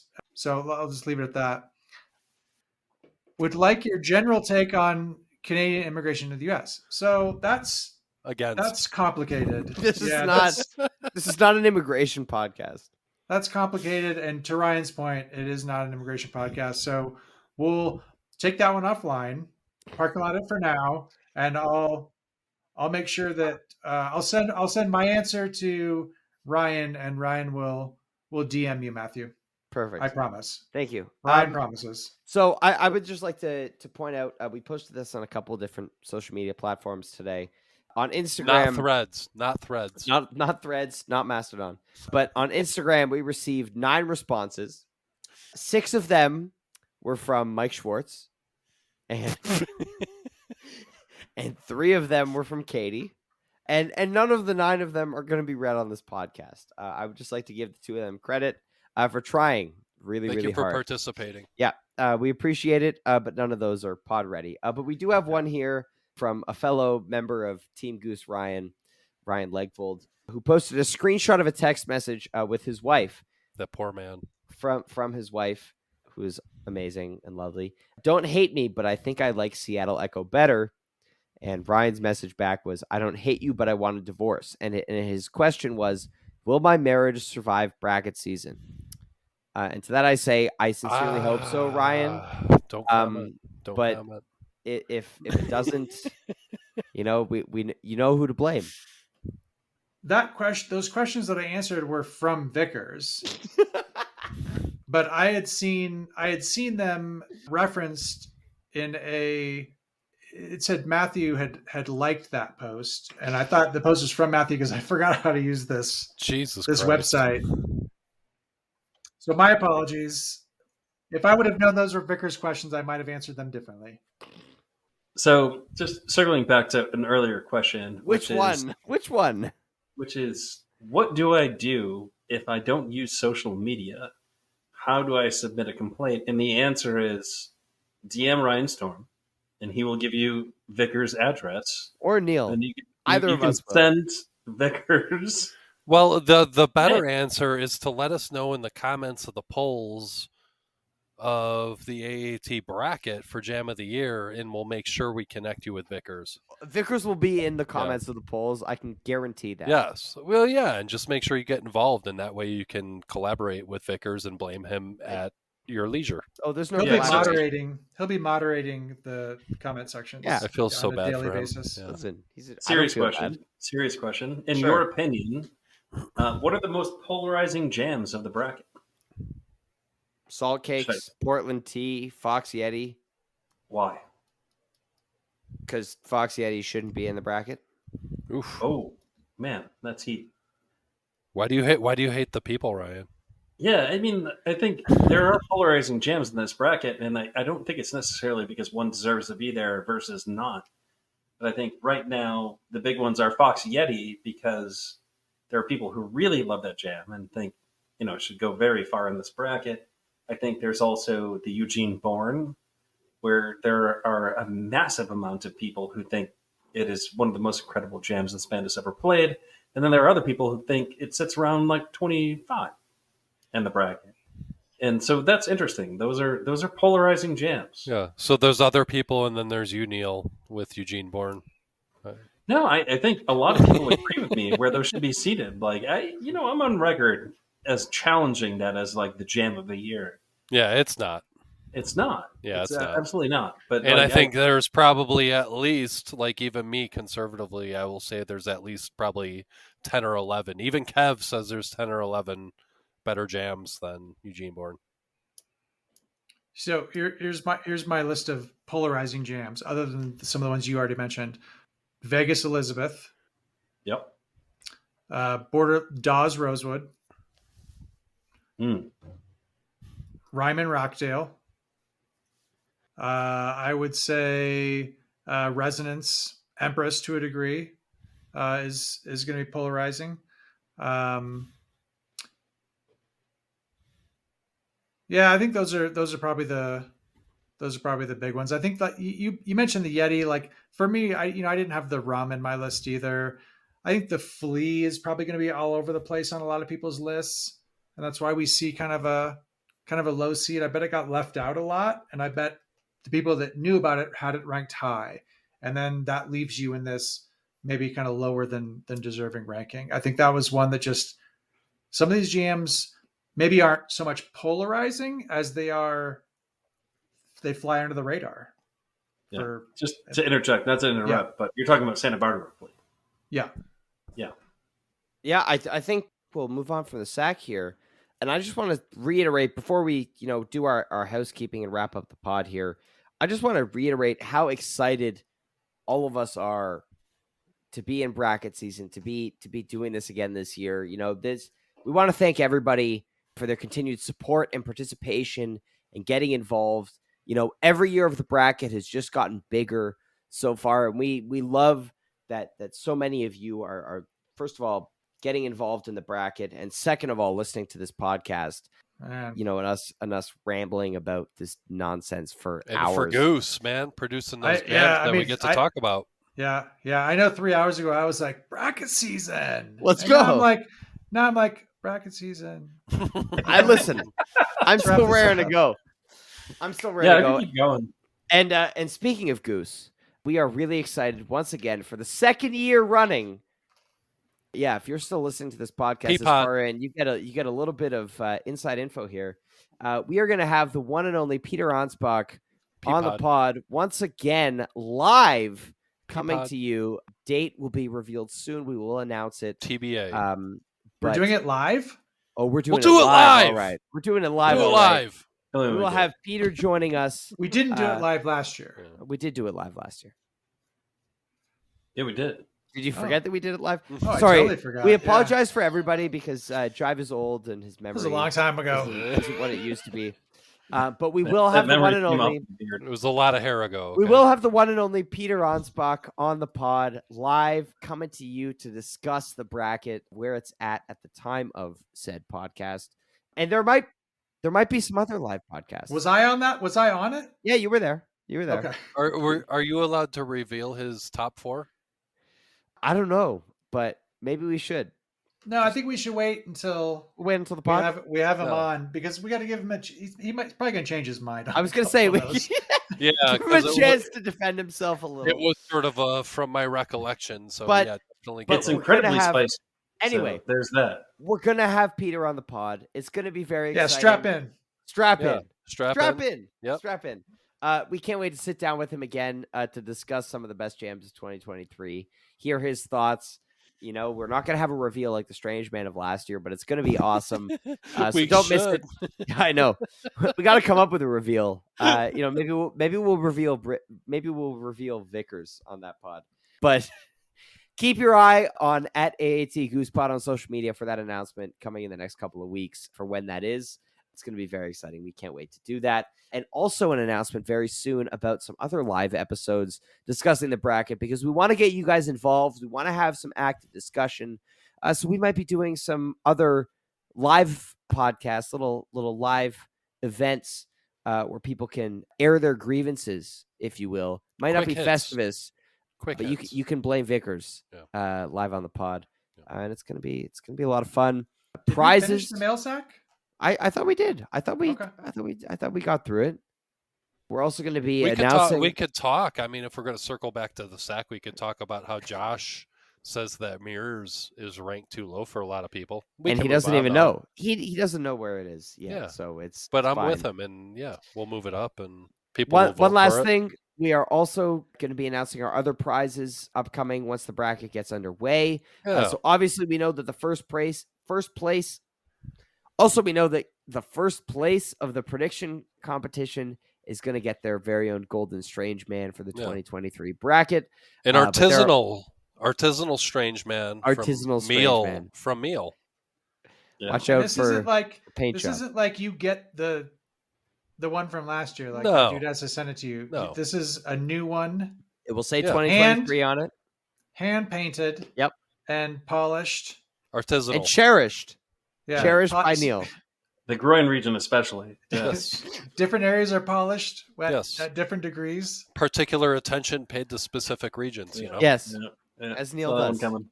Neil is very careful. Hey, listen, you said it first. There are some other prizes coming up. T-shirt, maybe pins from Kev. You know, Official goose pins. official goose pins Yeah. for Kev. Officially. Kev's licensed. got them all. Indian River. They're No, man, many pins. you're the only one that still has those. B. I don't know what to tell you. Everyone I else don't know destroyed why you them. keep holding on to them. Shout out to last year's winners. Anyway, we would like to thank once again our good friends at Nugs for partnering with us on the bracket this year. Thank you again to Adam for helping code the seating process. Thank you to our 80 wonderful people who got involved in the seating process in addition to the 5 of us. This is one of my favorite times of year. You know, I think all of us, you know, we keep our playlists all year. Better We than look better forward than to Christmas. I don't celebrate Christmas. Yeah, so he's yeah. he's a Hanukkah guy. I'm a Hanukkah boy, okay? We thank all of you for getting involved, you know, for listening to this podcast. As always, we really, really appreciate it. And most importantly, we would like to thank Goose for 83 incredible shows in 2023. You know, what a year for the band. And before we wrap up, you know, we'd be remiss if we didn't thank the one and only Ben Atkin for 9 incredible years in this band. We will miss you, of course, and your drumming. Great drummer. Phenomenal drummer. We're really looking forward to the future and seeing, you know, what 2024 holds for this band. We are looking forward to a little bit of time off. You know, we had some lot of day after shows 2023, but In 2022. Yep. in 2022. 2022, 2019 Jotty coming at you, baby. right? It might. There is a possibility. People have asked for it. There's a chance. This new voting platform. Yeah. I mean, Wilkes-Barre. Let's talk about could- Wilkes-Barre. Let's talk about Albany. Hey, let's take a second. Let's appreciate. We're gonna have some big changes when the band comes back. Late spring. Right now we have 2 dates on the calendar. At Soul Shine and at Northlands. We don't know who the new drummer is yet. I'm looking forward to finding out. Do you guys have anything else to add before we wrap up here? Big love to Ben, man. Ben and his family and the Atkins, and how much of a wholesome influence they've been on the scene and the band. And I'm sure Neil has more to elocute on that point right there. But my limited interaction with those folks is they're a slice of heaven, and it was awesome to interact with them for the time that we had. And Ben is a phenomenal drummer. Can't wait to see what he's going to do next. Yeah. Yeah, can't expand on it, but I agree 100%. Love those folks. Can't wait to see them again soon, and I will see them again soon. Whatever happens next, I'm going to be there. And I hope folks who are listening to this podcast are going to be there too. Yeah. Yeah. Big shout out to Ben as well. Yeah. I hate to end this pod on kind of a sad note like that, but I will tell you, Ben was the first band member that I met in person. Fun fact. Both of us. At the Pines. Did we meet him at the same time at the Pines? Yes. Yeah. Back when being Yeah. there. And so did Yeah. Kev. Yep. Yeah, So- this is the Metallica load period of like B and Kev. There were 2 different times, right? There was the time at the Pines by the DJ stand, but before that, do you remember the It Holiday wasn't just Inn? any DJ stand though, Kev. DJ Joey Yeah. Joey. The outside the Holiday Inn when he was wrapped up in his towel. Yeah. Yeah. You don't want to talk about that? Oh yeah. No, it was a special meeting for sure. Great dude. Sad to see him go. Wish him all the best, and surely he's going to be tearing it up on stages everywhere. So Yeah. And if anyone needs their Ben fix for right now, go check out the All in Time from New Year's Eve with Humphreys McGee. With Extraordinary. drums. It's awesome. Probably going to go listen to that right now. You know what, Kev? That's a phenomenal idea. I may join you there. But everybody, thank you so much, so much, as always, for listening to our absurdly long podcasts. bracket season. It's bracket season, baby. Bracket season. We will see you on Friday, January 12th at noon Eastern time for the first 2 polls. Stay tuned to @AAT Goosepod on all major social media platforms. Major, that is, for news about possible live pods, when Peter's going to be on, all sorts of stuff. But it's going to be a hell of a bracket season. We can't wait. So thank you all for listening. Have a fantastic week, and blame Vickers. See you soon.